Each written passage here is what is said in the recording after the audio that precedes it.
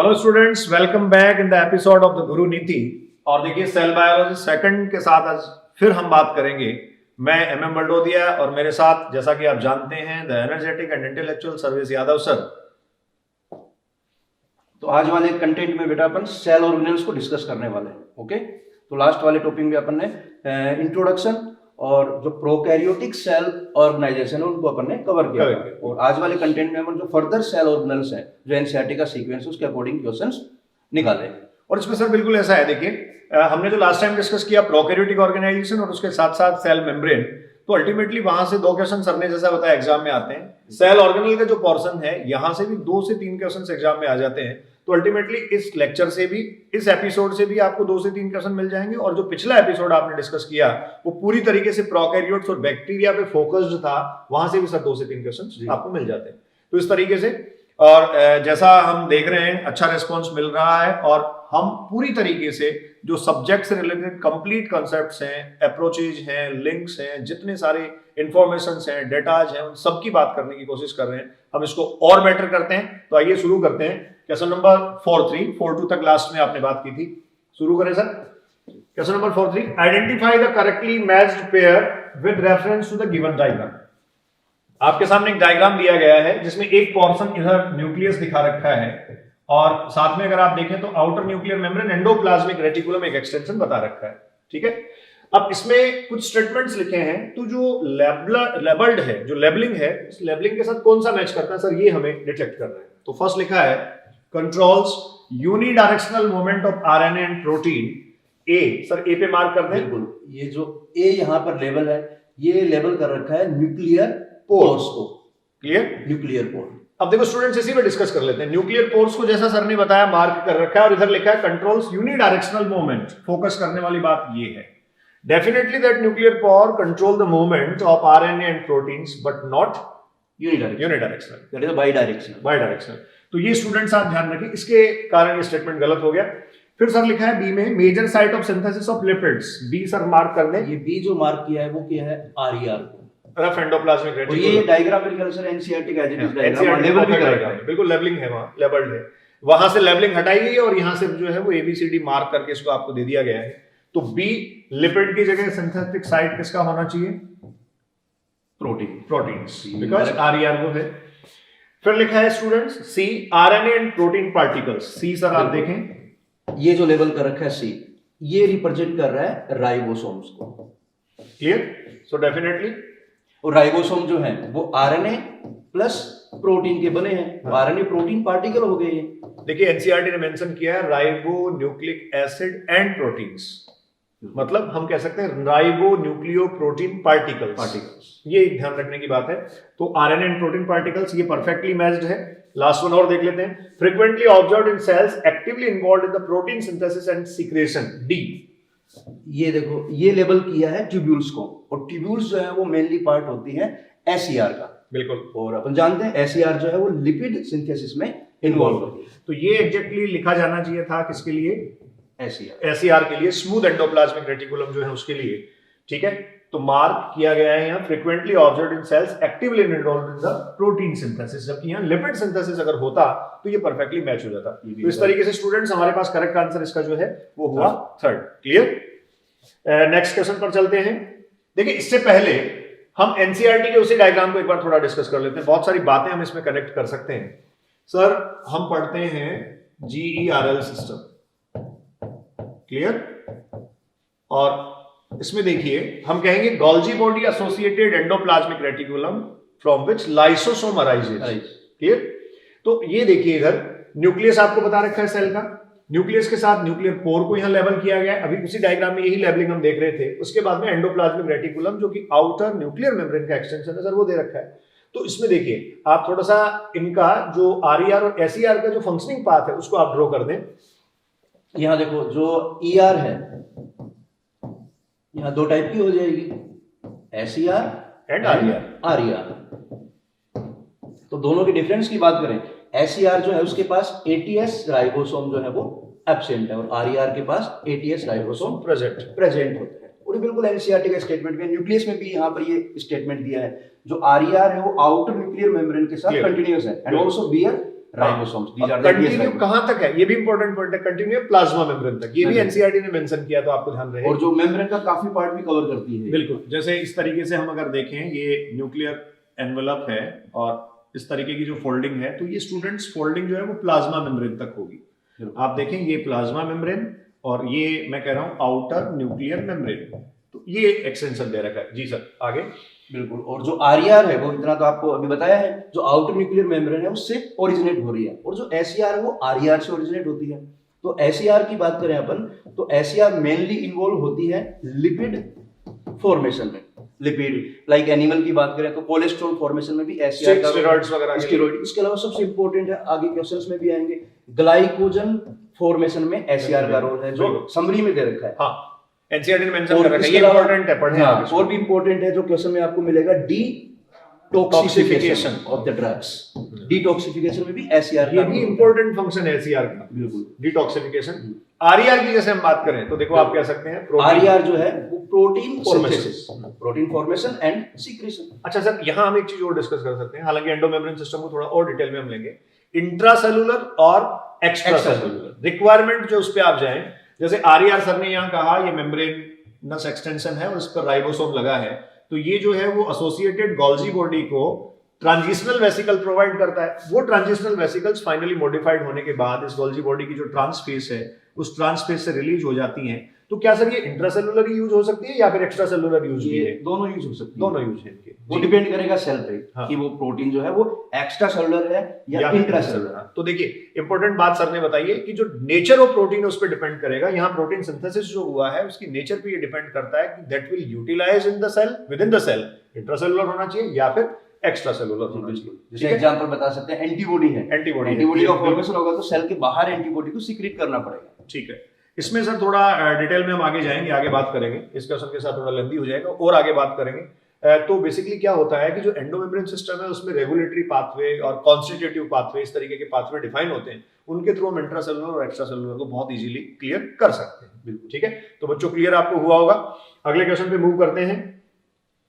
देखिए नेक्स्ट है 44, packaging of materials and their delivery either to the intracellular targets or outside the cell। ठीक है, तो देखिए एंडोमेम्ब्रेन सिस्टम पे ही क्वेश्चन बेस्ड है, जैसा अभी बात कर रहे थे। तो सबसे पहले आपके पास एंडोप्लाज्मिक रेटिकुलम और आपने कहा गोल्जी बॉडी जो है वो इसके साथ एसोसिएटेड है। The Golgi body is the chief cell organelle of this endomembrane system. और सर गोल्जी बॉडी के लिए फंक्शनिंग की बात हम करें तो मैं बेसिकली 3 वर्ड कह सकता हूं, सीक्रेशन, पैकेजिंग एंड ट्रांसपोर्ट। ठीक है, फाइनली मॉडिफाई ये कर रहा है तो सीक्रेशन में इन्वॉल्व है ही है, फिर वेसिकल्स को उनकी पैकेजिंग कर रहा है, उसके बाद में प्रॉपर डेस्टिनेशन तक पहुंचाने का काम इसी का है। इसलिए देखो कई बार पोस्ट ऑफिस, हाँ, पोस्टमैन, ऐसे term, post office, postman, traffic controller, director of the macromolecules, इस तरीके से कह दिया जाता है। तो ये जो गोल्जी बॉडी है वो एग्जैक्टली आप ये कहेंगे प्रिंसिपली परफॉर्म करता है इंट्रासेलुलर और एक्स्ट्रासेलुलर टारगेट तक इन सीक्रेटरी वेसिकल्स को जो एंडोमेम्ब्रेन सिस्टम के थ्रू जनरेट हुई है उनको पहुंचाने का। तो हम बहुत इजीली आंसर पे जा सकते हैं, that is the Golgi apparatus. पूरा प्रोसेस है जिसको आप बहुत इजीली समझ सकते हैं। क्लियर? नेक्स्ट क्वेश्चन पे आते हैं students. 45, how many of the features which given in the box are associated with the chloroplast. Chloroplast आपको दिया है, आप जानते हैं सेमी ऑटोनोमस सेल ऑर्गेनेल है। तो हरित लवक से रिलेटेड क्या क्या है, देखो पहले कह रहा है synthesis of carbohydrates and proteins. अब सर मैं थोड़ा सा एक चीज बताऊं, मतलब एक बच्चे की तरह सोचूं, या कई बार बच्चों का जो है माइंड सेट ऐसे ही होता है। हालांकि एनसीईआरटी में स्टेटमेंट लिखा है ये कि कार्बोहाइड्रेट सिंथेसिस के लिए एंजाइम्स वहां क्लोरोप्लास्टिडियल मैट्रिक्स में प्रेजेंट होते हैं। लेकिन दिक्कत पता है क्या होती है, हमें ये पता होता है कि प्रोटीन सिंथेसिस के लिए तो 70S राइबोसोम्स इसके पास है, सेमी ऑटोनोमस सेल ऑर्गेनेल है तो इसकी अपनी प्रोटीन सिंथेटिक मशीनरी है। ठीक है, और ये कार्बोहाइड्रेट पे दिमाग हमारा नहीं जाता है, जबकि हमें ये पता होता है कि ये फोटोसिंथेसिस का साइट है, जितना कार्बोक्सिलेशन हो रहा है सारा यही हो रहा है, फोटोसिंथेसिस की प्रोडक्टिविटी यही आ रही है, तो डेफिनेटली ये क्या करेगा, it is also the site of carbohydrate synthesis and protein. फिर sir then after double stranded circular DNA, तो क्लोरोप्लास्ट में डीएनए प्रेजेंट होता है and that is double stranded form. हाँ, ये क्वेश्चन पूछा भी गया 19 में, माइटोकॉन्ड्रिया को पूछा था। तो माइटोकॉन्ड्रिया पूछे चाहे आपसे ये पूछे, DS circular DNA exactly present होता है। Then 70S ribosomes. ये प्रेजेंट है। और वो आगे क्वेश्चंस में भी आएगा, ऑटोनोमस सेल ऑर्गेनल मेरे ख्याल से तभी कहा जाता है इनको। हाँ। माइटोकॉन्ड्रिया दो बेसिक रीजन है ऑटोनोमस सेल ऑर्गेनल, इनको कहा गया माइटोकॉन्ड्रिया और क्लोरोप्लास्ट को। सर दो बेसिक रीजन है। एक सबसे पहली बात तो ये है, they contain their own genome, उनका अपना जीनोम है और उनकी अपनी प्रोटीन सिंथेटिक मशीनरी है। और ये भी एक स्टेटमेंट बेस्ड क्वेश्चन पहले आ चुका है जो माइटोकॉन्ड्रिया के रेफरेंस में ही था। तो इनकी अपनी प्रोटीन सिंथेटिक मशीनरी है, जैसा सर ने कहा 70s राइबोसोम्स प्रेजेंट है और इनका अपना जीनोमिक डीएनए भी प्रेजेंट है, इसलिए ही ये दोनों जो हैं वो semi autonomous cell organelle. DNA आ गया, डीएनए से आरएनए बन जाएगा, देन आफ्टर प्रोटीन का फॉर्मेशन। हाँ सर, नेक्स्ट लिखा है डिटॉक्सिफिकेशन, ये अभी बताया था, डिटॉक्सिफिकेशन जो होता है वो एसईआर का फंक्शन है, स्मूथ एंडोप्लाज्मिक रेटिकुलम का फंक्शन। हाँ डेफिनेटली, तो ये देखिए इसमें नहीं होगा तो हम काउंट कर लेते हैं। सर हमारे पास first synthesis of carbohydrate and protein हुआ, डीएनए हो गया और 70s राइबोसोम हो गया। 3 स्टेटमेंट्स या 3 जो फॉर्म्स हैं वो हमारे पास करेक्ट हैं। So question number 45, the correct answer will be the first. Next, ये डायग्राम, इस डायग्राम को हमने लिया उसी क्वेश्चन से रिलेट करता है। तो देखो एग्जाम में बहुत सिंपल टू कॉम्प्लेक्स अप्रोच पूछी जाती है। सर इवन एक बार क्वेश्चन ये पूछा गया कि ये जो लाइट इंडिपेंडेंट रिएक्शन है फोटोसिंथेसिस की, उसका साइट क्या है। तो देखो अब इससे ज्यादा इजी क्वेश्चन तो हो नहीं सकता कोई। तो बिल्कुल बेसिक अप्रोच पे जाता है। आप ये देखिए, ये आप जानते हैं ग्रेना थाइलेकोइड जो स्टैक्स यहाँ प्रेजेंट हैं और इन ग्रेना थाइलेकोइड को कॉइन लाइक और स्टैक्स अपीयरेंस में आप देख सकते हैं। अब यहाँ 2 इंपॉर्टेंट क्वेश्चन बनते हैं जो सर हम डिस्कस करेंगे। ये देखिए फ्रेट लेमिला और स्टोमा लेमिलिस को कनेक्ट करता है, ये आप देख सकते हैं सब। ये इस तरीके से ट्यूबुलर एक्सटेंशन होता है, लेवल भी कर रखा है, वो लेवल भी कर रखा है। ठीक है, तो सर यहाँ क्या है, जो फोटो सिस्टम की जो प्रेजेंस है उसको हम देख लेते हैं। तो आप ये जानते हैं कि इस तरीके से ये स्टैक्स जो प्रेजेंस है उनमें ओपन जो सरफेस होती है उधर पीएस फर्स्ट की प्रेजेंस होती है, जिसको हम नॉन एप्रेस्ड भी कहते हैं। और जो क्लोज्ड सरफेस है ये सर है एप्रेस्ड पार्ट, इधर पीएस सेकंड की प्रेजेंस होती है। तो ग्रेना थाइलेकोइड को तो इसीलिए हम साइट कहते हैं नॉन साइक्लिक फोटोफॉस्फोराइलेशन का, क्योंकि उसमें पीएस सेकंड और पीएस फर्स्ट दोनों इन्वॉल्व होंगे। लेकिन ये जो स्ट्रोमा लेमिली है, काम की बात ये है, ये जो स्ट्रोमा लेमिली है ये साइट है एग्जैक्टली सर, ये साइट है। यहाँ पर देखो ये एक तरह से सर ने जैसे बताया ना, नॉन अप्रेस्ड रीजन की तरह ही है, ओपन है। हाँ। तो यहाँ पर भी कौन प्रेजेंट होगा, पीएस फर्स्ट प्रेजेंट होगा। और ये पीएस फर्स्ट अगर सर प्रेजेंट है तो डेफिनेटली साइक्लिक फोटोफॉस्फोराइलेशन ही होगा। इवन अगर आप देखो, हम कनेक्ट करने की कोशिश जैसा हमने आपसे प्रॉमिस किया था, हम डेफिनेटली कनेक्ट करेंगे जितना सब्जेक्ट कनेक्ट हो सकता है। फोटोसिंथेसिस में जहां ये दे रखा है, जहां सर लाइट रिएक्शन दे रखी है, साइक्लिक फोटोफॉस्फोराइलेशन दे रखा है, वहां लिखा है the possible location of the photosynthetic activity that is the cyclic photophosphorylation, वो क्या है, स्ट्रोमा लेमिली। तो ये आपको ध्यान रखना है। और इवन वहां तो ये भी कनेक्ट किया है कि जो स्ट्रोमा लेमिली है वहां पीएस सेकंड एब्सेंट होगा और एनएडीपी रिडक्टेज एब्सेंट होगा, इससे वहां जो है वो साइक्लिक फोटोफॉस्फोराइलेशन ही, वहां पूरा मैकेनिज्म है। हाँ, पूरा मैकेनिज्म है। और वहां पर भी डायग्राम दे रखा है। हाँ, बिल्कुल सिमिलर डायग्राम, इसीलिए हम इसको डिस्कस कर रहे हैं। तो ये स्टूडेंट्स आपको पता होना चाहिए। स्ट्रक्चर के पॉइंट ऑफ व्यू से आप जानते हैं सर, ये दोनों मेम्ब्रेन आप एक बार बच्चों के लिए एक्सप्लेन कर दें। ये आउटर मेम्ब्रेन और इनर मेम्ब्रेन, और थोड़ा इंपॉर्टेंट है, जैसे माइटोकॉन्ड्रिया में बात करते हैं, यहाँ पर भी जो आउटर मेम्ब्रेन होती है वो मोर परमिएबल है। हाँ, और जो इनर मेम्ब्रेन है वो लेस पोरिन्स की बात है। हाँ बिल्कुल, आउटर मेम्ब्रेन में पोरिन्स प्रेजेंट होते हैं, और ये बहुत इंपॉर्टेंट इसका। ये भी लिखा है दोनों जगह, सेल बायोलॉजी में और फिजियोलॉजी दोनों जगह आपके काम का है, क्योंकि फिजियोलॉजी में हम ट्रांसपोर्ट की बात करते हैं, सेल बायोलॉजी में आप यहाँ जो स्ट्रक्चरल रेफरेंस पढ़ते हैं। तो डेफिनेटली जो आउटर मेम्ब्रेन है मोर परमिएबल होगी, इनर मेम्ब्रेन जो है वो लेस परमिएबल। ये भी अपन कह सकते हैं कि इनर मेम्ब्रेन जो है वो मोर सेलेक्टिव होगी। हाँ, मोर सेलेक्टिव, डेफिनेटली मोर सेलेक्टिव होगी, क्योंकि परमिएबिलिटी ज्यादा चेक कर रही है वो। बिल्कुल क्लियर। तो आगे बढ़े। इसके अलावा जैसे डायग्राम हाँ, कुछ और में जो डीएनए मेंशन कर सकते हैं आप, वहाँ डायग्राम में भी कर सकते हैं। यहाँ पर ये डबल स्टैंडर्ड डीएनए भी प्रेजेंट है, और मेंशन कर लो जहाँ डीएनए है ये आरएनए का फॉर्मेशन भी करेगा। और यहाँ पर ये है आपके 70s RNA ribosome, sorry ribosome, RNA plus protein particles, ये ज्यादा 70s राइबोसोम। तो थोड़ा डिटेल में हो जाता है। हाँ, तो इसका जो एक तरीके से इसका जो मैट्रिक्स पोर्शन है, स्ट्रोमा मैट्रिक्स, उसमें आप कहोगे जीनोमिक डीएनए इसका प्रेजेंट होगा, इसके अलावा आरएनए प्रेजेंट होगा, इसके अलावा एंजाइम्स प्रेजेंट होगी जो कार्बोक्सिलेटिंग एंजाइम है। इंपॉर्टेंट पॉइंट है। रुबिस्को को आप पढ़ते हैं, Rubisco is the most abundant stroma में ये प्रेजेंट है रुबिस्को। हाँ, ये रुबिस्को आप कह सकते हैं। रुबिस्को जो है वो आप जानते हैं मोस्ट अबंडेंट फॉर्म है, ये प्रेजेंट होता है। ठीक है, तो बच्चों काफी हो गया होगा, आगे बात करते हैं। Next, Which of the following is correct with reference to the Golgi apparatus? Golgi apparatus के बारे में करेक्ट रेफरेंस पूछा है। सर लिखा है fixed number of the cisternae। थोड़ा ड्रॉ करते हैं सिस्टर्नी आप उधर। गोल्जी बॉडी में देखो ये सिस्टर्नी प्रेजेंट होती है। ये एक बार थोड़ा सा इनको ड्रॉ कर देते हैं जी। सिस्टर्नी, और ये सिस्टर्नी आपस में कनेक्टेड भी है। That is the cis face, हाँ, जो रिसीविंग फेस होती है, हाँ, ये टुवर्ड्स द ईआर और न्यूक्लियस। तो यहाँ देखो स्टेटमेंट दिया फिक्स नंबर ऑफ सिस्टर्न है, ये फिक्स नहीं होता, वेरिएबल होता है। Variable। ये जनरली 4 to 8 ये वेरी करता है नंबर में, फिक्स कभी नहीं होता। ये एग्जैक्टली फंक्शनिंग पे भी बेस्ड है। बिल्कुल। फिर कह रहा है the Golgi cisternae are concentrically arranged near the nucleus. बिल्कुल सही बात है। और इंपॉर्टेंट स्टेटमेंट हाँ। भी है, जैसे अपन ड्रॉ करके बताएं, ये न्यूक्लियस है जी, ये न्यूक्लियस। तो जो गोल्जी बॉडी होती है ये न्यूक्लियस के यहाँ पास में प्रेजेंट होती है इस फॉर्म में, और that is the concentric form. हाँ, और ER के साथ एसोसिएटेड, और ER के साथ एसोसिएट एसोसिएट होंगी। अच्छा सर, एक चीज है, यहाँ न्यूक्लियस लिखा है, इसकी जगह अगर वो एंडोप्लाज्मिक रेटिकुलम लिखता तो भी ये परफेक्ट होता। बिल्कुल, ठीक है ना, definitely that is associated with the endoplasmic closely reticulum. Associated, correct जी।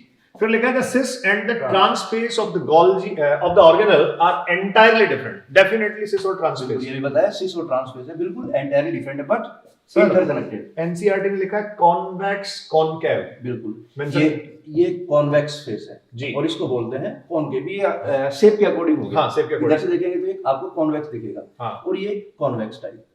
एक टर्म और लिखी है एनसीईआरटी ने, जी। That is the forming face. Forming face। Important है, कोई भी टर्म यूज कर सकता है। इसको रिसीविंग कह सकते हैं, फॉर्मिंग कह Forming सकते हैं, phase, इसको रिलीजिंग कह सकते हैं, एंड मैच्योरिंग मैच्योरेटिंग फेज कह सकते हैं, मैच्योर फेज कह सकते हैं। ठीक है, यहाँ से वेसिकल्स रिसीव करेगा, यहाँ से रिलीज करेगा, वेसिकल यहाँ से रिसीव होंगे, यहाँ से वेसिकल रिलीज कर देगा। ठीक है, तो ये हो गया। तो देखिए फिर लिखा है more than one options correct. तो देखो हमारे पास ये फिक्स्ड नंबर था, ये इनकरेक्ट हो गया था, ये डेफिनेटली करेक्ट correct था, है। सेकंड करेक्ट था, थर्ड करेक्ट है। correct है। तो ऑब्वियस स्टूडेंट्स आंसर यहाँ क्या हो जाएगा, 4। क्लियर। नेक्स्ट क्वेश्चन पे मूव करते हैं। हाँ स्टूडेंट्स, नेक्स्ट क्वेश्चन है select the answer which correctly match the organelle and its function. तो कुछ ऑर्गेनल और फंक्शन सर हमें दिए हैं, इनको हम डिटेक्ट करेंगे। यहाँ ऑर्गेनल आपको दिया है कॉन्ट्रैक्टाइल वैक्यूम, जो संकुचनशील रजधानियां हैं, जिसका फंक्शन देखिए सामने, उसको मैच करवा रखा है फेगोसाइटोसिस से, बट कॉन्ट्रैक्टाइल वैक्यूम का फेगोसाइटोसिस से कोई रिलेशन नहीं होगा, तो वो इनकरेक्ट है। तो ये इनकरेक्ट मैचिंग। फिर दे रखा है गोल्जी एपरेटस। गोल्जी एपरेटस के साथ आपको दिया है synthesis of the steroid hormones, नहीं होगा, बिल्कुल ये इनकरेक्ट हो गया, क्योंकि ये फंक्शन एसईआर का स्मूथ एंडोप्लाज्मिक रेटिकुलम, जैसा हम बात कर चुके हैं। आरईआर या रफ एंडोप्लाज्मिक रेटिकुलम दे रखा है, और उसके साथ दिया है देखिए प्रोटीन सिंथेसिस, और ये करेक्ट मैचिंग है। बिल्कुल आरईआर इज द correct है। Major site for the protein. बिल्कुल। एसईआर लिखा है स्मूथ एंडोप्लाज्मिक रेटिकुलम, और यहाँ देखो मैच करवा रखा है सिंथेसिस ऑफ लाइसोसोमल एंजाइम्स। ठीक है, इनकरेक्ट रेफरेंस हो गया, बिकॉज तो हाइड्रोलाइटिक एंजाइम या लाइसोसोमल एंजाइम है, वो आरईआर के थ्रू ही सिंथेसाइज होके आते हैं। तो हमारे पास स्टूडेंट्स आंसर क्या आ जाएगा, करेक्ट मैच जो ऑप्शन है वो होगा थर्ड। क्लियर। नेक्स्ट पे मूव करते हैं 48 मैच द फॉलोइंग। इसमें देखिए कॉलम फर्स्ट और कॉलम सेकंड हमें दिया है। पहले दिया है थाइलेक्वाइड्स, सिस्टर्नी, ठीक है, क्रिस्टी और मैट्रिक्स, इस तरीके से दिए। तो कौन सा किसके साथ मैच करेगा, स्ट्रक्चरल रेफरेंस है, बहुत इंफॉर्मेटिव क्वेश्चन है। देखिए थाइलेक्वाइड्स सबसे पहले स्टूडेंट्स आपको दे रखा है, तो आप देखिए, या इधर से पढ़ लेते हैं, the inner compartment of the mitochondria. Obvious है, इनर कंपार्टमेंट ऑफ माइटोकॉन्ड्रिया के रेफरेंस में आप जाए तो मैट्रिक्स आप कह सकते हैं। फिर सर दिया है इनर फोल्डिंग इन माइटोकॉन्ड्रिया, तो ये देखिए क्रिस्टी हम कह सकते हैं। फिर दिया है आपको disc shaped sacs in the Golgi body तो सिस्टम, ऑब्वियस है सिस्टर्नी आप कह सकते हैं। और लास्ट सर दिया है flat membranous sacs in the stroma, ये आप जानते हैं थाइलेक्वाइड ग्रेन। इनको मैच डायरेक्टली कर देते हैं उसके अकॉर्डिंग जो है। हाँ ये से मैच हो जाएगा, बिल्कुल। सिस्टर्नी जो है यहाँ मैच कर देंगे, और जो मैट्रिक्स है इनर, नहीं सर, ये इधर मैच होगा, ये यहाँ मैच हो जाएगा। हाँ और जो सिस्टर्नी जो है हाँ ये मैच हो जाएंगे अपने inner folding of the mitochondria. ये बिल्कुल बिल्कुल इंफॉर्मेटिव है, बच्चों को सब पता उसके होगा। अकॉर्डिंग आंसर इजीली आ जाएगा। ठीक है, नेक्स्ट पे चलते हैं। Which group of the following organelles involved in the manufacturing substances needed by a cell? किसी एक कोशिका को जितने पदार्थों की आवश्यकता होती है, कह रहा है कोशिका के आवश्यक निर्माणकारी पदार्थों के निर्माण में भाग लेता है। तो देखो यहाँ पेड़ दे रखा है, देखो लाइसोसोम तो निर्माणकारी पदार्थों में के निर्माण में भाग नहीं लेगा। दो काम की बातें हैं। वो कह रहा है organelle involve in the manufacturing substances, मतलब जो कॉन्स्टिट्यूटिव हो, जैसे प्रोटीन और लिपिड बेसिकली आप कह रहे हैं मेम्ब्रेन को बनाते हैं। इसके अलावा बेसिकली प्रोटीनेसिस फॉर्म्स होते हैं। तो लाइसोसोम जो है हाइड्रोलाइटिक एंजाइम्स प्रेजेंट है इसमें, और आप ये जानते हैं बच्चों, ये तो सर ऑटोफैगी हेटेरोफैगी दोनों में इन्वॉल्व है, बनाना काम नहीं है इसका, ये ओरल डाइजेशन ब्रेक डाउन करता है। फिर उसके बाद आपको दे रखा है वैक्यूल, ये बेसिकली स्टोरेज स्पेस है, तो इसका भी मैन्युफैक्चरेशन से कोई रिलेशन नहीं है। हाँ डेफिनेटली ये मैन्युफैक्चरेशन में इन्वॉल्व होता है, तो इस पेयर को हम रिजेक्ट कर सकते हैं, रिजेक्ट हो गया। उसके बाद देखिए इसमें भी वैक्यूल है, इसलिए इसको भी रिजेक्ट कर सकते हैं। फिर देखिए राइबोसोम है, आरईआर है, एसईआर। सर ये परफेक्ट लग रहा है मुझे जी। इसमें आप जानते हैं राइबोसोम प्रोटीन सिंथेसिस करेगा, आरईआर जो है that is the site of protein synthesis, और SER lipids of lipid synthesis. करती है स्टेरॉइड्स। इसमें फिर लाइसोसोम है, वैक्यूल है, तो आपके पास परफेक्ट आंसर यहाँ हो जाएगा थर्ड, जिसमें मैन्युफैक्चरिंग सब्सटेंसेज जो है उनको बनाने वाले ऑर्गेनेल्स का ये पेयर है। लेकिन सर यहाँ इंटरेस्टिंग बात ये है, आरईआर और एसईआर जो है वो तो दोनों एंडोमेम्ब्रेन सिस्टम का पार्ट है, राइबोसोम को एंडोमेम्ब्रेन सिस्टम का पार्ट काउंट नहीं किया गया है। बिल्कुल सिंपल है, राइबोसोम मेम्ब्रेनस ही नहीं है। हाँ, तो मतलब बहुत सीधा लॉजिक है कि नॉन मेम्ब्रेनस है, इसलिए आप ये कह सकते हैं एंडोमेम्ब्रेन सिस्टम में वो इन्वॉल्व नहीं होगा। क्लियर? नेक्स्ट क्वेश्चन पे चलते हैं 50। Which of the following is correct about the outer and inner membrane of the chloroplast? ठीक है, तो आउटर और इनर मेम्ब्रेन क्लोरोप्लास्ट के बारे में पूछा गया है। सर अभी कुछ देर पहले हम डिस्कस कर रहे थे और आपने परमिएबिलिटी भी कहा था। आउटर मेम्ब्रेन जी, इनर मेम्ब्रेन। तो हमने कहा था देखो पोरिन्स की प्रेजेंस है इस पे, तो ओबीएस है ये मोर परमिएबल होगी। और आपने एक बहुत इंपॉर्टेंट बात बोली थी कि ये जो इनर मेम्ब्रेन है that will be the more selective. Clear? अधिक चयनात्मक होगी। तो अब परमिएबिलिटी ऑब्वियस है, चेक कर सकते हैं आप। तो देखो पहले लिखा है रेस्पेक्टिव रेफरेंस देखना ना सर, आउटर लिखा है तो आउटर के केस में आप कहेंगे more permeable and inner less permeable. तो हमारा आंसर स्टूडेंट्स हो जाएगा सेकंड। परफेक्ट कंसेप्ट आपके पास ये होना चाहिए। Even bacteria, mitochondria and chloroplast या प्लास्टिड्स। क्लियर? ठीक है, अगला देखते हैं 51। 28S RNA and 5.8S rRNA are the components of। Sir ribosome जो है वो आप जानते हैं 70S और 80S जो दोनों हैं वो स्मॉल सब यूनिट और लार्जर सब यूनिट्स के बने हैं। कॉम्पोजिशन आप इसमें डाल दें। अगर मैं ये 80S पूछा है हमारे से, सॉरी हमें पूछा है कि ये कौन से में प्रेजेंट होंगे, तो 80S का डायग्राम। जी 80S का डायग्राम हम कह सकते हैं।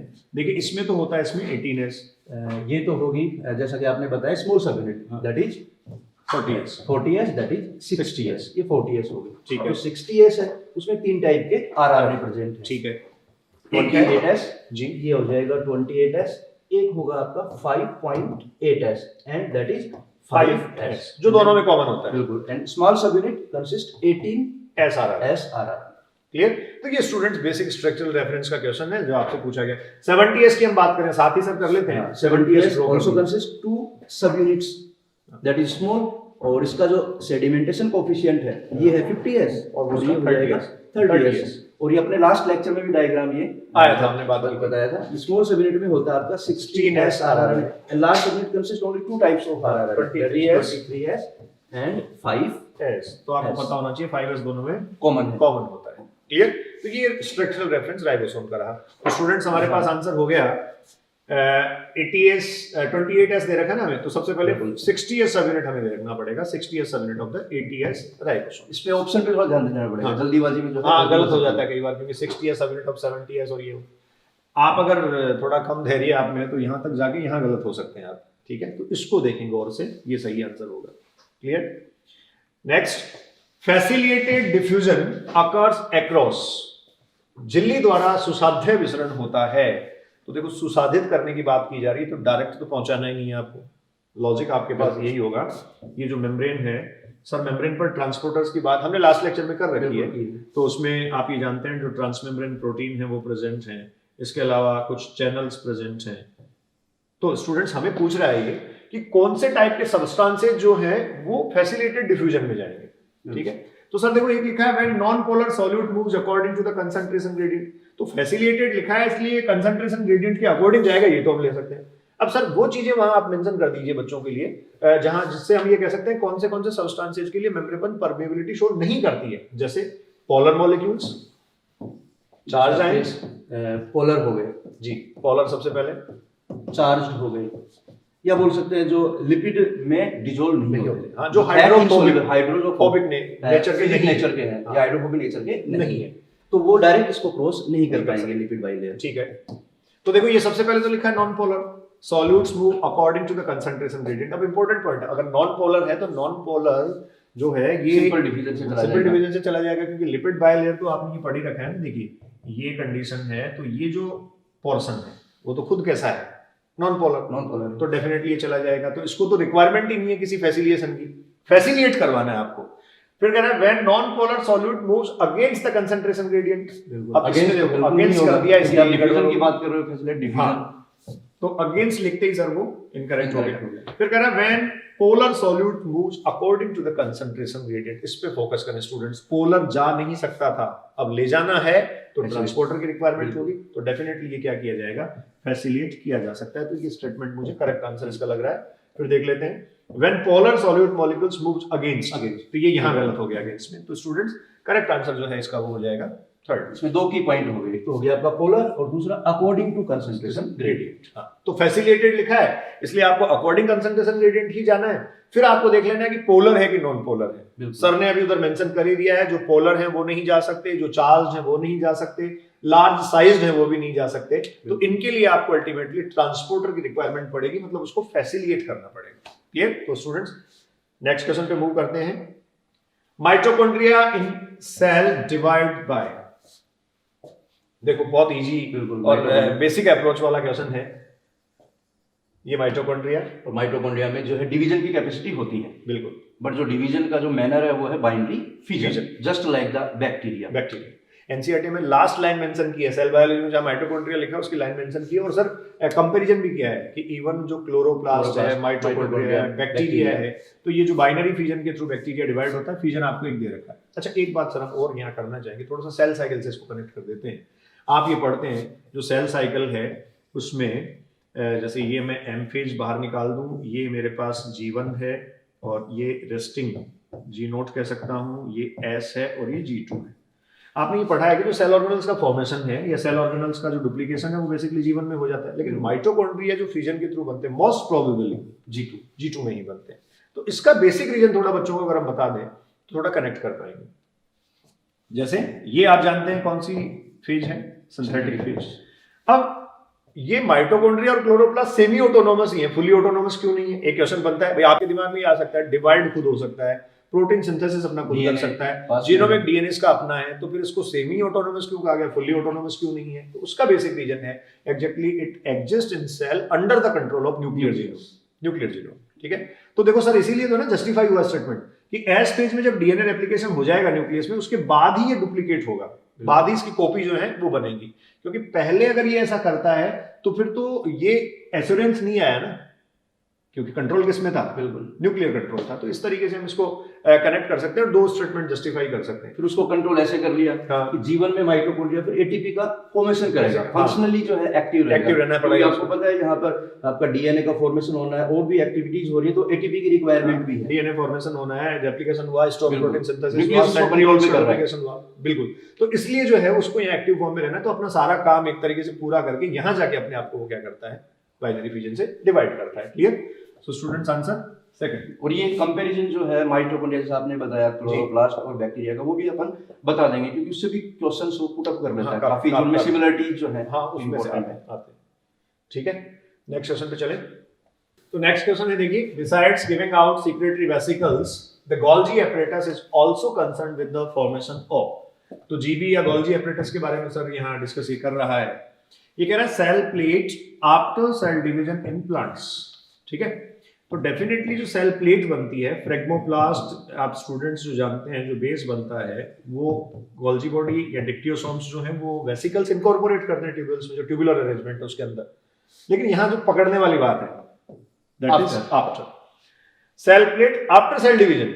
सेल डिवीजन के बाद नहीं बनती है सेल प्लेट, तो पहले बन चुकी होती है। अगर ये यहाँ से हटा दिया जाता तो देखो ये थोड़ा सा मतलब एक तरीके से इसको स्लाइटली जो है ना वो कंफ्यूजिंग किया है। तो ये देखें आप, फिर है glycosylation of the protein, protein के ग्लाइकोसाइलेशन। जो प्रोटीन का जो ग्लाइकोसाइलेशन के लिए मेनली रेस्पॉन्सिबल गोल्जी बॉडी है। जैसे मैं बताना चाहूंगा सर, जैसे RER है, RER से बन गया प्रोटीन और SER से आपका मेनली बन गया लिपिड। तो जो प्रोटीन और लिपिड बने हैं तो उनका जो मॉडिफिकेशन है वो होगा गोल्जी में। तो प्रोटीन के साथ कार्बोहाइड्रेट अटैच करेगी तो ये हो जाएगा ग्लाइकोप्रोटीन एंड ये ग्लाइको। और सर दो वर्ड लिखे हैं वहां, ग्लाइकोसाइलेशन एंड ग्लाइकोसाइडेशन। क्लियर? ये पता होना चाहिए बच्चों आपको, रेस्पेक्टिवली कह सकते हैं हम ग्लाइकोसाइलेशन एंड ग्लाइकोसाइडेशन। ठीक है, फिर स्टूडेंट्स लिखा है ग्लाइकोजन स्टोरेज। तो स्टोरेज जो है वो एग्जैक्टली इसका फंक्शन नहीं होगा। फैट सिंथेसिस इसका फंक्शन नहीं होगा। बताया फैट सिंथेसिस, SAR SAR से रिलेटेड हो गया। तो अल्टीमेटली आंसर आपके पास आ गया ग्लाइकोसाइलेशन ऑफ द प्रोटीन। और ये क्वेश्चन भी सर पूछा गया है नीट में। हाँ, नीट में पूछा जा चुका है। तो इसीलिए हम कह रहे हैं ना, देखो हमने सर जो शुरू से कंसेप्ट हम डिस्कस कर रहे हैं और जो थोड़ा सा वाइड अप्रोच हम ले रहे हैं, तो उसका फायदा ये कि सारे क्वेश्चंस जो है उनके कोई ना कोई कंसेप्ट और इन्फॉर्मेशन पहले से हम कवर कर चुके हैं, तो ये आपको बच्चों मिलता रहेगा इसी तरीके से। Next, following is the ultra structure of mitochondria. Clear? Mitochondria की अल्ट्रा स्ट्रक्चर है, तो पहले बच्चों हम ऐसा करते हैं माइटोकॉन्ड्रिया के स्ट्रक्चर पे आते हैं, ठीक है? तो देखो ये मेरे पास माइटोकॉन्ड्रिया का स्ट्रक्चर है, फिर क्वेश्चन को पढ़ेंगे हम सर, है ना? रिवर्स कर लेते हैं। ये एनसीईआरटी ने आपको डायग्राम दे रखा है। आउटर मेम्ब्रेन, जैसा आपने डिस्कस किया पहले से आप जानते हैं, आउटर मेम्ब्रेन जो है वो इसमें प्रेजेंट जो होती है, ये आउटर मेम्ब्रेन में आप स्टूडेंट्स जानते हैं पोरिन्स की प्रेजेंस है, ठीक है सर। इनर मेम्ब्रेन जो है वो क्रिस्टी बनाती है या कॉन्वोल्यूटेड इनर फोल्डिंग क्रिएट करती है, जो एक तरीके से इसका आप कह सकते हैं सरफेस एरिया इंक्रीज कर रहा है। ये लेवल भी कर रखा है, ये लेवल कर रखा है। फिर उसके बाद सर उधर आप मार्क कर दें intermembrane space, intermembrane space. PMS। ये पीएमएस जो है, सॉरी, इंटरमेम्ब्रेन स्पेस, ये कहाँ होगा? Between the outer and inner membrane. और एक एनसीईआरटी की स्टेटमेंट है सर, बहुत इंपॉर्टेंट जी, जो माइटोकॉन्ड्रिया की दोनों जो मेम्ब्रेन आउटर इनर, हाँ। वो दोनों मिलकर माइटोकॉन्ड्रिया के अंदर की स्पेस को दो एक्वस कंपार्टमेंट में डिवाइड करती हैं। तो जो आप मैट्रिक्स जो है वो इंटरनल कंपार्टमेंट हो गया, और ये जो स्पेस है ये आउटर कंपार्टमेंट हो गया। बहुत इंपॉर्टेंट बात है, PMS is the outer compartment, जैसा सर ने बोला, और मैट्रिक्स जो है बच्चों वो क्या है? Inner compartment. अब देखो इसकी स्टेटमेंट से स्ट्रक्चर से रिलेटेड जितनी सारी बातें हैं ब्रीफ कर लेते हैं। आउटर इनर मेम्ब्रेन का रेफरेंस आपके पास हो गया। आउटर मेम्ब्रेन कई बार हम बात कर चुके हैं, मोर परमिएबल होगी, इनर मेम्ब्रेन लेस परमिएबल होगी। दोनों के बीच जो स्पेस है सर अभी कह रहे थे inter membrane space, that is the PMS, और वो जो है वो अपने आप में एक कंपार्टमेंट है। देखो सर, ये एनर्जी जनरेटिंग सिस्टम जो क्रिएट करता है, तो जितना प्रोटॉन ग्रेडियंट फॉर्मेशन है, जो प्रोटॉन ग्रेडियंट है वो ऑब्वियस है कहां बनता है? इसमें, पीएमएस में। और एक स्टेटमेंट हम जनरली बोलते हैं, the PMS is much acidic than the mitochondrial matrix due to the abundance of और due to the abundance of protons. तो ये प्रोटॉन्स वहां एक्यूमुलेट होते हैं। और एक बात मैंने एनसीईआरटी के एक स्टेटमेंट को मैं डिस्कस करूंगा। एनसीईआरटी ये कहती है कि जो इनर मेम्ब्रेन और आउटर मेम्ब्रेन है, both are specified for different type of enzymes. बिल्कुल बिल्कुल, बहुत इंपॉर्टेंट स्टेटमेंट दिया है। Inner membrane and outer membrane दोनों में एंजाइम है, स्पेसिफिक, और वो भी स्पेसिफिक है। सर जनरली क्या होता है, इनर मेम्ब्रेन का तो हमें पता होता है, किसी भी बच्चे को आप पूछो तो वो रेस्पिरेटरी सिस्टम से रिलेटेड वो सीधा कह देगा कि सर सक्सिनेट डिहाइड्रोजनेज जो है वो माइटोकॉन्ड्रिया की इनर मेम्ब्रेन पे लगा होता है। आउटर मेम्ब्रेन के एंजाइम की बात बच्चे नहीं करते हैं। तो आउटर मेम्ब्रेन पर और इनर मेम्ब्रेन दोनों पर आप स्टूडेंट्स कह सकते हैं एंजाइम्स स्पेसिफिकली प्रेजेंट होते हैं, ठीक है। फिर इसके बाद में इसके मैट्रिक्स को अगर आप डिस्कस कर रहे हैं, तो आप जानते हैं जो माइटोकॉन्ड्रियल मैट्रिक्स है वो रेस्पिरेटरी एंजाइम, जो क्रेब्स साइकिल के एंजाइम है, क्रेब्स साइकिल का साइट भी ये है। और यहाँ स्पेसिफिकली NADH और FADH जो एनर्जी इंटरमीडिएट्स हैं उनका फॉर्मेशन करता है। और बाकी भी काफी सारी एक्टिविटीज हैं, इसमें मेटाबॉलिक एक्टिविटीज, उनके लिए भी सारे मेटाबोलाइट्स और एंजाइम मैट्रिक्स में प्रेजेंट है। बिल्कुल। और एक स्टेटमेंट भी है कि जो माइटोकॉन्ड्रिया है उसमें सबसे ज्यादा एंजाइम प्रेजेंट होते हैं। हाँ, मैक्सिमम। सेल का एनर्जी जनरेटिंग सिस्टम है, सेल का पावर हाउस है, और एटीपी के फॉर्म में सारे बायोलॉजिकल रिएक्शंस के लिए एनर्जी प्रोवाइड करता है। तो एक स्टेटमेंट हम सर कई बार हर एक जगह आपको पढ़ने को मिलेगा, the biological reactions require the metabolic energy, that metabolic energy always comes from mitochondria due to the activity of the respiration. और फेवर भी देखो सर बायोलॉजिकल सिस्टम में एटीपी को किया गया है। हाँ बिल्कुल। और एटीपी फॉर्मेशन के लिए मेनली रेस्पॉन्सिबल माइटोकॉन्ड्रिया। और इंपॉर्टेंट है कि माइटोकॉन्ड्रिया में ऑक्सीडेटिव फॉस्फोराइलेशन की हेल्प से एटीपी का फॉर्मेशन होता है। ये ऑक्सीडेटिव फॉस्फोराइलेशन में फोटोफॉस्फोराइलेशन का क्वेश्चन भी आता है, जो हम आगे बात करेंगे, जहां भी कंसेप्ट रिलेट करेगा। Oxidative phosphorylation is the process of ATP formation through the mitochondrial ETS, clear, due to the oxidative reductive reactions, या एनर्जी जो है वो ऑक्सीडेटिव रिडक्टिव रिएक्शंस की लगती है, इसलिए ऑक्सीडेटिव फॉस्फोराइलेशन कहा जाता है। मैंने कई बच्चों में मिसकंसेप्शन देखा है सर, वो कह देते हैं oxidative phosphorylation in presence of oxygen. जो फोटोफॉस्फोराइलेशन होता है अल्टीमेटली वो भी ऑक्सीजन की प्रेजेंस में ही होता है, तो ऑक्सीजन रीजन नहीं है। ऑक्सीडेटिव फॉस्फोराइलेशन कहने का रीजन है द प्रोसेस अकर्स, या फिर आप कहेंगे regulate due to the oxidation reduction energy. ये ध्यान रखें बच्चों आप। तो क्वेश्चन पे आ जाए वापस। ये स्ट्रक्चर से रिलेटेड कुछ बातें हमने डिस्कस की। बच्चों ये देखो क्वेश्चन है आपका, the ultra structure of the mitochondria. फिर कह रहा है in this structure site for the oxidative phosphorylation and Krebs cycle is. तो देखो बच्चों ग्लाइकोलाइसिस में जो आपने पायरुवेट बना लिया, उस पायरुवेट को आपको माइटोकॉन्ड्रिया में एंटर करवाना है अगर आप एरोबिक रेस्पिरेशन करवा रहे हैं। तो माइटोकॉन्ड्रिया में जब वो एंटर करता है तो क्या सर मैं ये कह सकता हूं, एनसीईआरटी हालांकि मेंशन इसको नहीं करती, लेकिन जो पेरी माइटोकॉन्ड्रियल स्पेस और पीएमएस है वहां से ऑक्सीडेटिव डीकार्बोक्सिलेशन शुरू होता है, स्टार्ट हो जाता है कंप्लीशन मैट्रिक्स में। जी हाँ, कंप्लीशन मैट्रिक्स में होता है। तो साइट भी वो उन्होंने फिर मैट्रिक्स, हाँ मैट्रिक्स ही दिया है। तो एसिटाइल कोएंजाइम जो आपको मिलेगा एग्जैक्टली, ये एसिटाइल कोएंजाइम तो आपको मिलेगा मैट्रिक्स में। तो जो ऑक्सीडेटिव डीकार्बोक्सिलेशन जिसको लिंक रिएक्शन भी हम कहते हैं, उसका सर साइट आपको बता रखा है मैट्रिक्स। फिर उसके बाद में क्रेब्स साइकिल लिखा है, तो क्रेब्स साइकिल तो आप जानते हैं परफेक्टली जो है वो कहां हो रहा है, मैट्रिक्स में। तो डेफिनेटली ऑक्सीडेटिव फोस्फोराइलेशन का साइट तो आपको मिलेगा इलेक्ट्रॉन ट्रांसपोर्ट सिस्टम, ये ईटीएस जो होता है सर, इनर मेम्ब्रेन होता है जी, इनर मेम्ब्रेन पर ईटीएस होता है। तो मैं ये ऑप्शंस पढ़ूं, पहला कह रहा है आउटर मेम्ब्रेन एंड मैट्रिक्स। तो देखो आउटर मेम्ब्रेन की तो बात ही आपको नहीं करनी है, बिल्कुल क्लियर। फिर कह रहा है इनर मेम्ब्रेन एंड मैट्रिक्स, तो डेफिनेटली इनर मेम्ब्रेन जो है उसमें हो रहा है ईटीएस और मैट्रिक्स में हो रहा है जो आपने कहा अभी लिंक रिएक्शन और बिल्कुल gateway pathway. Inter membrane space and F1 particle, देखो ये पीएमएस कह रहा है, जो अभी हमने फंक्शन एक डिस्कस किया था सर, हमने डायग्राम के साथ डिस्कस किया था कि वो जो स्पेस है वो प्रोटॉन ग्रेडियंट बनाने के काम अल्टीमेटली आता है। आउटर मेम्ब्रेन लिख दिया तो स्टूडेंट्स ये भी गलत हो गया। तो आपके पास आंसर यहाँ आ गया इनर मेम्ब्रेन एंड मैट्रिक्स। ये फंक्शन से रिलेटेड हो गया। हाँ ये फंक्शन से तो डायरेक्ट फिजियोलॉजी को भी कांटेक्ट सीधा कनेक्ट करता है। आप देखो ना सर, अगर आपने अच्छे से माइटोकॉन्ड्रिया पढ़ा है तो रेस्पिरेशन की मैकेनिज्म समझने में आपको कोई दिक्कत नहीं होगी।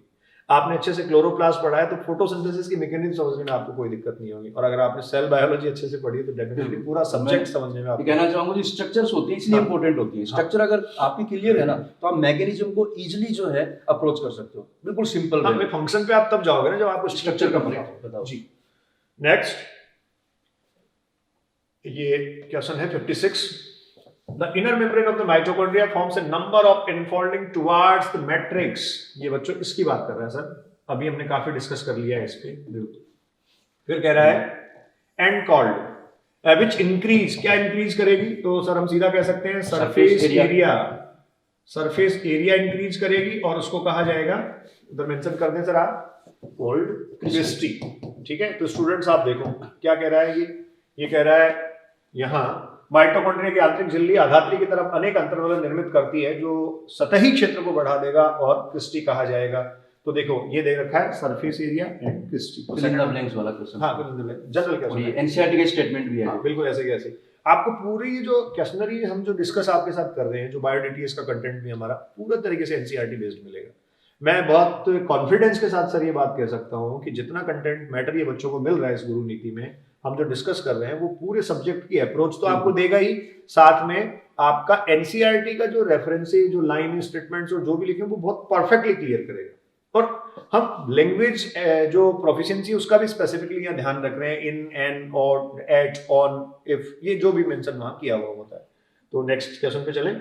और एक बात कहना चाहूंगा सर बच्चों को, मैं कई बार मैं बोलता भी हूँ क्लास में भी, जैसे आपको अगर एग्जाम को नॉर्मली फाइट करना है, अच्छे ठीक ठाक मार्क्स लाने हैं, तो एनसीईआरटी मेरे ख्याल से जितने भी कंटेंट दे रखे हैं टॉपिक्स है वो आपके क्लियर होने चाहिए। बिल्कुल, तो अप्रोच कर लोगे। और आपको अगर बहुत उससे अच्छा करना है, एक्स्ट्राऑर्डिनरी अगर करना, हर स्टेटमेंट जो है, ये स्टेटमेंट है, हर स्टेटमेंट आपका टिप्स पे होना चाहिए। और आपको बहुत अच्छा करना है, सुपीरियर करना है, तो हर स्टेटमेंट का अंडरस्टैंडिंग, इनका कंसेप्ट वर्ड पे भी जाना पड़ेगा। बिल्कुल जाना पड़ेगा। और आजकल पेपर पैटर्न भी वही हो गया, स्टेटमेंट टू स्टेटमेंट क्वेश्चन आ रहा है। बिल्कुल इधर से उधर भी नहीं होना चाहिए, वाइड नहीं जाता है वो। हाँ, लेकिन इनकी एक फायदा है, भले ही सर क्वेश्चन नहीं पूछे, मेरा मानना ये है कि क्वेश्चन भले ही वो नहीं पूछ रहा बहुत कॉम्प्लिकेटेड, लेकिन सब्जेक्ट की थीम को समझने के लिए आपको इनकी अंडरस्टैंडिंग पे जानी पड़ेगी, अप्रोच पे जाना पड़ेगा। कनेक्टिविटी जितनी अच्छी है सब्जेक्ट उतना अच्छा है जी। तो ये हो गया हमारा। नेक्स्ट पे चलते हैं 57। Mitochondria will be found in the abundance in cells और द टिश्यू हैविंग। माइटोकॉन्ड्रिया जो है वो कौन से सेल्स और टिश्यूज में अबंडेंस होगा? देखिए मिनिमम एक्टिविटी मतलब ही नहीं है ये, मतलब ऐसा क्वेश्चन है जो बच्चे इंस्टेंटली आंसर कर सकते हैं। जहां मेटाबॉलिक एक्टिवेशन ज्यादा होगा, जहां एनर्जी की रिक्वायरमेंट ज्यादा होगी, वहीं जो है वो माइटोकॉन्ड्रिया का अबंडेंस। इंपॉर्टेंट स्टेटमेंट भी है, number of mitochondria depend on the physiological activity of the cell. बिल्कुल फिजियोलॉजिकल एक्टिविटी की बात की जा रही है। तो सर ने बहुत परफेक्ट बात आपको कही है, एनर्जी जहां ज्यादा से ज्यादा रिक्वायर्ड होगी वहां माइटोकॉन्ड्रिया का number cell to cell vary करेगा। और अभी आपने बताया था न्यूक्लियस के कंट्रोल में, तो न्यूक्लियस अपने आप ही उसको डिवाइड करवा देगा। हाँ, न्यूक्लियस कंट्रोल देगा कि भाई नंबर इंक्रीज करो क्योंकि सेल को एनर्जी चाहिए जी। ठीक है, तो नेक्स्ट चलते हैं।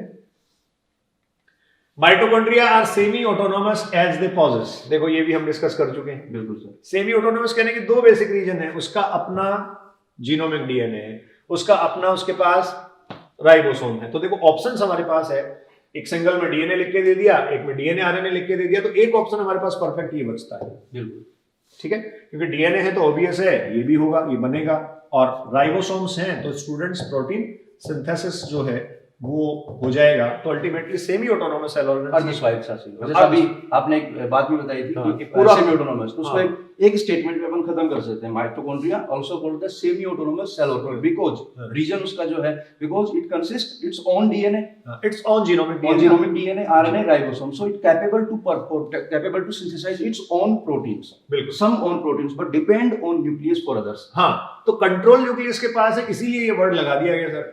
मतलब अर्ध स्वायत्त शासी, ऑटोनोमस जो है तो स्वायत्त शासी होता है जिसका अपना खुद का नियंत्रण खुद पे हो, इसका है, लेकिन ये आधा हो गया किस चक्कर में, न्यूक्लियस के कुछ कंट्रोल में। प्रोटीन जो है वो न्यूक्लियर जीन से ही express एनकोडेड होते हैं इसमें, इसलिए ऐसा है। क्लियर? तो next students, analyse the following pairs and identify the correct option given. और इसमें देखो दे रखा है क्रोमोप्लास्ट, प्लास्टिड का टाइप है, ल्यूकोप्लास्ट दे रखा है बच्चों, एमाइलोप्लास्ट दे रखा है, एल्यूरोप्लास्ट और इलियोप्लास्ट। ठीक है, तो सर मैं ये कर सकता हूं, टाइप्स पे आ गए, ये देखो इसी के टाइप है ऊपर वाले के, थोड़ा सा एक बार टाइप बता ही देता कि क्लियर हो जाए। बिल्कुल, जैसे एनसीईआरटी में बता रखा है, ब्लैंक पेज चेक कर लेते हैं अगर अपने पास है तो, नहीं है इसी में बताना पड़ेगा जी। जो प्लास्टिड्स हैं उनको 3 टाइप में डिवाइड किया है, एकदम सिंपली एक बार बता देते हैं, ल्यूकोप्लास्ट, क्रोमोप्लास्ट एंड क्लोरोप्लास्ट। किस बेसिस पे? जो पिगमेंट्स हैं उनके पास, उसके बेसिस पे। जैसे ल्यूकोप्लास्ट में पिगमेंट जो होते हैं वो सर एब्सेंट होते हैं, बिल्कुल, पिगमेंट एब्सेंट है, तो कलरलेस हो गया, पिगमेंट एब्सेंट तो कलरलेस सर सर इसीलिए देखो ये एग्जैक्टली जो है ना एनसीईआरटी लिखती है कि ग्रेना इसमें नहीं होगा, ठीक है, और ये स्टोरेज का काम ही करेगा। नेक्स्ट, क्रोमोप्लास्ट में पिगमेंट्स प्रेजेंट हैं, लेकिन इंपॉर्टेंट ये हो गया कि पिगमेंट्स कौन से हैं? कैरोटीनॉइड्स, बिल्कुल कैरोटीनॉइड्स प्रेजेंट हैं। इसको देखो दो जगहों से कनेक्ट आप कर सकते हो। यहाँ जो है ना ये कलर अपीयरेंस की बात अगर की जाती है तो sir orange to yellow to orange, मतलब एक रेंज, और ये फोटोसिंथेसिस के एक्शन और एब्जॉर्प्शन स्पेक्ट्रम का जहां दे रखा है वहां बिल्कुल रेंज लिखी है, बिल्कुल, जो कैरोटीनॉइड्स हैं उनके लिए। लेकिन इंपॉर्टेंट हो गया कि क्रोमोप्लास्ट में आपका क्लोरोफिल नहीं होगा, ग्रीन कलर प्रोवाइड कभी नहीं करवाएगा। It is always characterized on the basis of the presence of carotenoids. Clear जी sir. And chloroplast consist carotenoids and also the chlorophyll. हाँ, कैरोटीनॉइड इसमें है, लेकिन ये क्लोरोफिल की प्रेजेंस पे कैरेक्टराइज किया जाएगा कि क्लोरोफिल जो है वो उसमें प्रेजेंट है।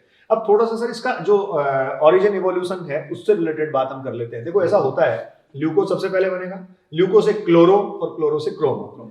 एक स्टेटमेंट बोला जाता है द प्लास्टिड्स आर इंटरकन्वर्टेबल। तो देखो इंटरकन्वर्टेबल में क्या सर हम ये कह सकते हैं, ल्यूको से आप क्लोरो पे गए, क्लोरो से आप क्रोमो पे गए, तो यहां तक तो ठीक बात है। क्या क्रोमो से क्लोरो और क्लोरो से ल्यूको पे आया जा सकता है? क्रोमो जो है वो परमानेंट है, बिल्कुल, क्रोमो एक बार बन गया तो किसी में कन्वर्ट नहीं होगा। हाँ, अब लेकिन इसमें एक एक्सेप्शन हम बच्चों के नॉलेज में डालना चाहेंगे। ये फैक्ट है बेटा, आपको जब भी कोई आंसर करना है या रेफर करना है तो आप ये ध्यान रखें, जैसा सर बोल रहे हैं कि क्रोमोप्लास्ट जो है that is the last stage, और ये स्टेबल है, मोस्ट स्टेबल, ये कन्वर्ट नहीं होता। फिर भी कुछ एक्सेप्शन नोट किए गए हैं। जैसे आपने अगर कहीं देखो सर, ये जो होता है ना अपने पंपकिन है, कुकुरबिटेसी से क्या है, तो इनमें जहां से वो लगता है ना नोक पे, जहां से कद्दू लगा होता है ना, तो उस नोक के आप पास देखें, पहले जब उसका पेरिकार्प है, वो फ्रूट जो बना है, तो वो ब्राउनिश हो जाता है, येलोइश फॉर्म में आ जाता है, पक जाता है, मतलब जब उसकी राइपनिंग होती है फ्रूट की, आप उसको उस पे प्रोलॉन्ग्ड कंडीशन में रहने दीजिए, पड़ा रहने दीजिए। हाँ, लंबे टाइम बाद में आपको दिखेगा कि वहां से वो ग्रीन होना शुरू हो गया, हल्का हल्का ग्रीन होना शुरू हो गया। तो बहुत सारे रेफरेंसेस इसको नोट करते हैं, हायर रेफरेंसेस, कि जो क्रोमो है वो क्रोमो क्लोरो में फिर से कन्वर्ट हो सकता है कंडीशनली। हाँ, हमें हमारे लेवल की बात अगर करनी पड़े, हमने आपको इसलिए बताया क्योंकि कहीं हो सकता है डिस्कशन में आ जाए, ल्यूको, क्लोरो एंड क्रोमो। और ये तो सिंपल वो आलू वाला एग्जांपल जनरली देते हैं, जो है ये मैच्योर होने के बाद जो उसका कलर कलरलेस हो जाता है, और इमेच्योर होता है तो वो ग्रीन कलर का होता है, और वापस उसको अपन ग्रो करवाते हैं तो वापस से वो ग्रीन कलर का। और देखो उसमें तो सर बहुत इजी ना, क्लोरोप्लास्ट का डिस्ट्रक्शन, क्लोरोप्लास्ट में क्लोरोफिल का डिग्रेडेशन तो आप बहुत कॉमन पढ़ते हैं कि वहां से डिग्रेडेशन अगर उसका हो गया तो ऑब्वियस है वो क्या बन जाएगा, ल्यूकोप्लास्ट बन जाएगा। तो जो स्टेटमेंट हम कहते हैं they all are the interconvertible, तो वो डेफिनेटली ल्यूको, क्लोरो, क्रोमो के लिए ठीक है, लेकिन आप ध्यान रखें कुछ केसेज में वो रिवर्स भी करता है, इसलिए स्टेटमेंट पूरी तरीके से सही है। रिवर्स होने का रीजन भी तीनों के पास डीएनए है, वो उसको कंट्रोल कर लेता है। बिल्कुल बिल्कुल। इसीलिए करेगा ना, अभी सेमी ऑटोनोमस की बात हम कर ही रहे थे, बिल्कुल। तभी रिवर्ट कर सकता है, नहीं तो रिवर्ट करने की पॉसिबिलिटी अकेले ऑर्गेनल के पास नहीं हो सकती। तो मुझे लगता है कि इसमें काफी सारी बातें हमने कर ली हैं। अब देखो सर मैच कर लेते हैं। ये कह रहा है सही विकल्पों का चयन कीजिए और नीचे पेयर भी दे रखा है हमें। तो सबसे पहले क्रोमोप्लास्ट दे रखा है, तो ये कह रहा है क्लोरोफिल के अलावा अन्य वर्ण होते तो हैं। बिल्कुल। फिर कह रहा है leucoplast devoid of any pigment, ठीक कह रहा है।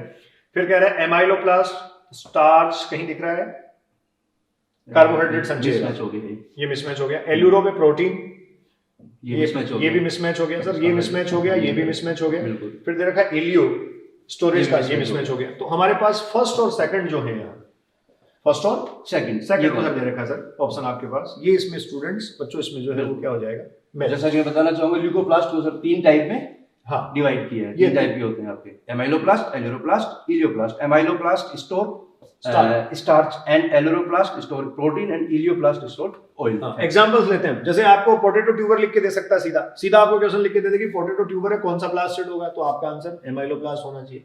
आपको लिख के दे दे सर ये इंपॉर्टेंट है ज्यादा, एल्यूरोप्लास्ट, इससे रिलेटेड एम्ब्रियोलॉजी में भी क्वेश्चंस बनते हैं। जैसे मोनोकोट सीड्स जो है उनके एंडोस्पर्म की जो लेयर है, जो ट्रिप्लोइड लेयर है, जिसको एल्यूरोन लेयर हम बोलते हैं, याद रखने का भी अच्छा तरीका है। एल्यूरोप्लास्ट एल्यूरोन लेयर, तो वो एल्यूरोन लेयर प्रोटीनेशियस होती है, तो ये डेफिनेटली उसमें आप कह सकते हैं। तो मोनोकोट सीड्स में ये मिलेगा आपको। और इलियोप्लास्ट आपको पता है फैटी सब्सटेंसेज और ऑयल फॉर्म्स जो हैं उनके स्टोरेज से कोरिलेट करता है। तो इस तरीके से हम चारों तरफ से इसको कनेक्ट कर सकते हैं। क्लियर? कितना सर देखा जाए तो कितना वेरिएशंस है। देखो हाँ। सेल ऑर्गेनल भी डिवाइड हो रहे हैं, बिल्कुल। उनके टाइप हैं, वेरियस टाइप्स, इसका उनमें भी बॉडी लेवल होता अच्छी है। अच्छी कॉम्प्लेक्सिटी है। और इवन आप ये मान के चलिए ना, सेल अपने आप में ऑर्गेनाइज्ड फॉर्म है। यहाँ क्लोरोप्लास्ट का जो थाइलेकोइड मेम्ब्रेनस सिस्टम है उसको भी एनसीईआरटी ने लिखा है that is a organized system, क्योंकि बहुत बड़ी फंक्शनिंग वो कर रहा है पूरे बायोस्फीयर को चलाने के लिए, ऑर्गेनिक मैटर तैयार कर रहा है। तो सर ऑर्गेनाइज्ड फॉर्म तो डेफिनेटली होगी।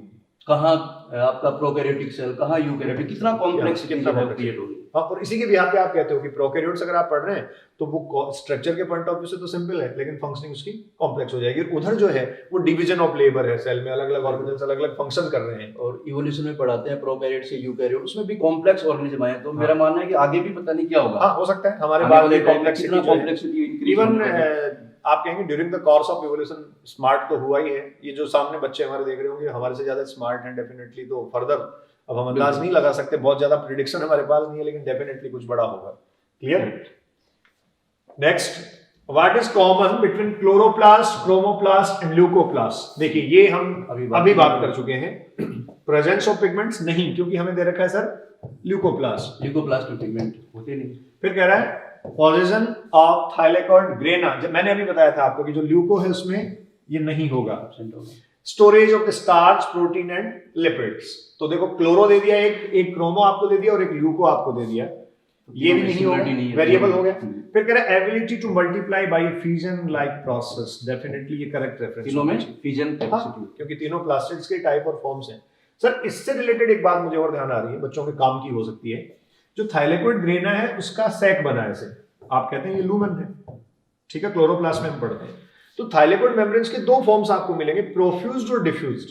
अगर प्रोफ्यूज्ड फॉर्म है तो लूमेन बनाएगा और फोटोसिंथेटिक एक्टिविटी कर लेगा, और डिफ्यूज्ड फॉर्म है तो इस तरीके से डिफ्यूज्ड फॉर्म हो सकता है। जैसे हमें एक एग्जांपल दिया जाता है, डाइवर्सिटी में भी हम पढ़ते हैं, जो एनाबीना, नोस्टोक और ये बीजी हैं, उनमें हेटेरोसिस्ट प्रेजेंट है। तो वहां मेंशन कर रखा है कि उस हेटेरोसिस्ट के पास फोटोसिस्टम है फर्स्ट, वो होने के बावजूद भी वो फोटोसिंथेसिस नहीं कर पाता।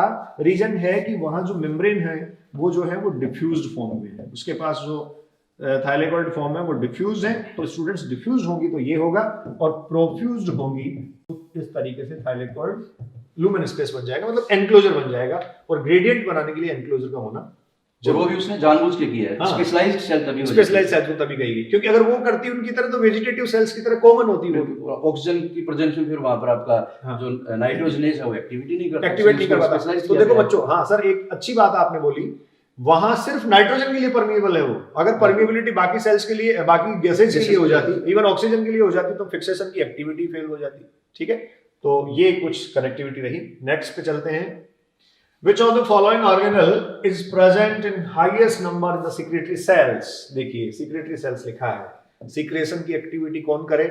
तो गोल्जी बॉडी हमारे पास परफेक्ट आंसर है, यहाँ दे रखा है, ऑप्शन में नहीं है। हाँ, तो डिक्टियोसोम्स दे रखा है sir in case of the plants. अच्छा, इससे रिलेटेड एक बात हम और करेंगे।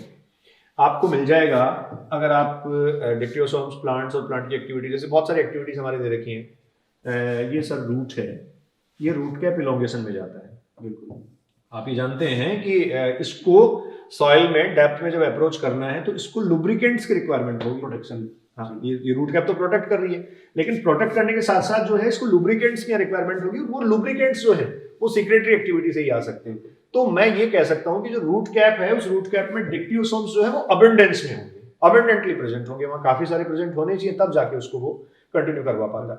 बहुत सारे एग्जाम्पल है सर। एक हम पढ़ते हैं वहां जो अपने एम्ब्रियोलॉजी में किस तरीके से ये जो है वो पोलन ट्यूब इलोंगेशन हो रहा है। तो पोलन ट्यूब इलोंगेट करती है, ये कैप ब्लॉक मेथड के थ्रू बढ़ती है। तो पोलन ट्यूब के इलोंगेशन में भी डिक्टियोसोम्स अबंडेंटली यहाँ प्रेजेंट होनी चाहिए, तभी वो क्या हो पाएगी, इलोंगेट हो पाएगी। और अपन अगर एनिमल की बात करें, हाँ। सेल बायोलॉजी तो कॉमन है, हाँ, एनिमल बिल्कुल। और प्लांट उनमें भी जूलॉजी वाले बताते हैं आपका जो सीलिया है ये आपकी बात है। लेकिन अब एग्जांपल देखो, मैं थोड़ा देते हैं। सब्जेक्ट से अलग बात आपसे करना चाहूंगा। डेफिनेटली बताते हैं, लेकिन एक देखो सॉफ्ट कॉर्नर होता है, हम बॉटनी के लोग हैं बिल्कुल। तो हमारा सॉफ्ट कॉर्नर है, हम एग्जांपल्स भी वही लेते हैं। भले हमें पता भी हो ना एनिमल वाला, तो ज्यादा प्रेफरेंस हमारी पहले प्लांट बॉटनी वाले के अप्रोच में जाएंगे। हाँ, बॉटनी के अप्रोच में जाएंगे। ये अपना फेवरेटिज्म होता है और ये बिल्कुल। हर इंसान में होना भी चाहिए। हाँ, तो सर आप कह रहे थे एनिमल्स का। बिल्कुल, एनिमल में भी जो सीक्रेशन हो रहा है, हाँ। जैसे एग्जांपल आपका सीलिया हो गया, आईज में जो पिगमेंट्स वगैरह होते हैं, प्रोटीन्स वगैरह होते हैं, वो भी सारा गोल्जी बॉडी बिल्कुल, सेक्रेटरी जो सेल्स होंगे उनमें मैक्सिमम प्रेजेंस जो है वो आप गोल्जी बॉडी की कहेंगे। प्लांट्स के केस में यहाँ लिख दिया गया है। यहाँ सब जो डिक्टियोसोम्स है, इससे भी एक टर्म बहुत इंपॉर्टेंट है, हाँ। एक स्पेशलाइज्ड टर्म हो गई बिल्कुल, फॉर द गोल्जी बॉडी। हाँ, प्लांट्स के केस में, प्लांट्स के केस में स्पेशल मतलब कई बच्चों को हो सकता है पता नहीं होता है, हालांकि इतना वो नहीं है, फिर भी कई बार होता है, तो आप ध्यान रखें इन सब बातों का। Next, ribosomes are attached to the endoplasmic reticulum through, देखिए ये राइबोसोम्स का अटैचमेंट है।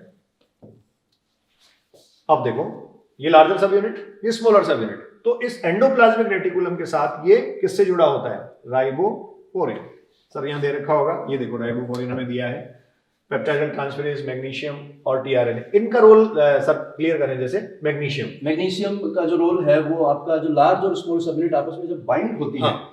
जब इसको प्रोटीन सिंथेसिस करना होता है, उसमें होता है रोल, इनको करेक्ट करने में, बाइंड करने में मैग्नीशियम की स्पेसिफिक कंसंट्रेशन की रिक्वायरमेंट होती है। जैसे ये कह दिया जाता है, क्वेश्चन ऐसा आता है द राइबोसोम्स एक्टिवेट इन, तो हम कहते हैं साइटोप्लाज्म में एक्टिवेट होते हैं। तो एक्टिवेशन साइटोप्लाज्म में उसका क्यों है, क्योंकि प्रॉपर कंसंट्रेशन मैग्नीशियम आयंस की उसको रिक्वायर्ड है, जैसा सर ने बताया अभी स्मॉल और लार्ज सब यूनिट को कनेक्ट करने में। तो डेफिनेटली हम ये कहेंगे कि ये जो मैग्नीशियम है ये इन दोनों को कनेक्ट करवा देता है। यहाँ राइबोफोरिन के साथ ही इसके साथ जुड़ा है। ये एंडोप्लाज्मिक रेटिकुलम और ईआर का सेगमेंट मैंने लिया है, तो मैं कह सकता हूँ इसको और यहाँ वो डिफरेंस भी सर इंपॉर्टेंट हो गया, जो आरईआर की जो मेम्ब्रेन है उसी में राइबोफोरिन होते हैं, एसईआर में नहीं होते। एसईआर में नहीं होते, हाँ, बाइंड नहीं करता उससे, इसीलिए वो इन पार्टिकल्स को होल्ड नहीं करती जो राइबोसोमल पार्टिकल्स हैं या राइबोसोम्स जो हैं। आपने देखो लास्ट लेक्चर में अपन ने बताया, ये भी थोड़ा इंपॉर्टेंट, आपने जो डायग्राम बनाया है, देखो जो लार्ज सबयूनिट है वो मेम्ब्रेन के साथ अटैच है, हाँ। स्मॉल सबयूनिट यहाँ अटैच है, और ये हो गया एमआरएनए, ये एमआरएनए। बिल्कुल। और ये भी इंपॉर्टेंट है, एमआरएनए से जब प्रोटीन बनेगी तो लार्ज सबयूनिट बनती है, प्रोटीन बनते ही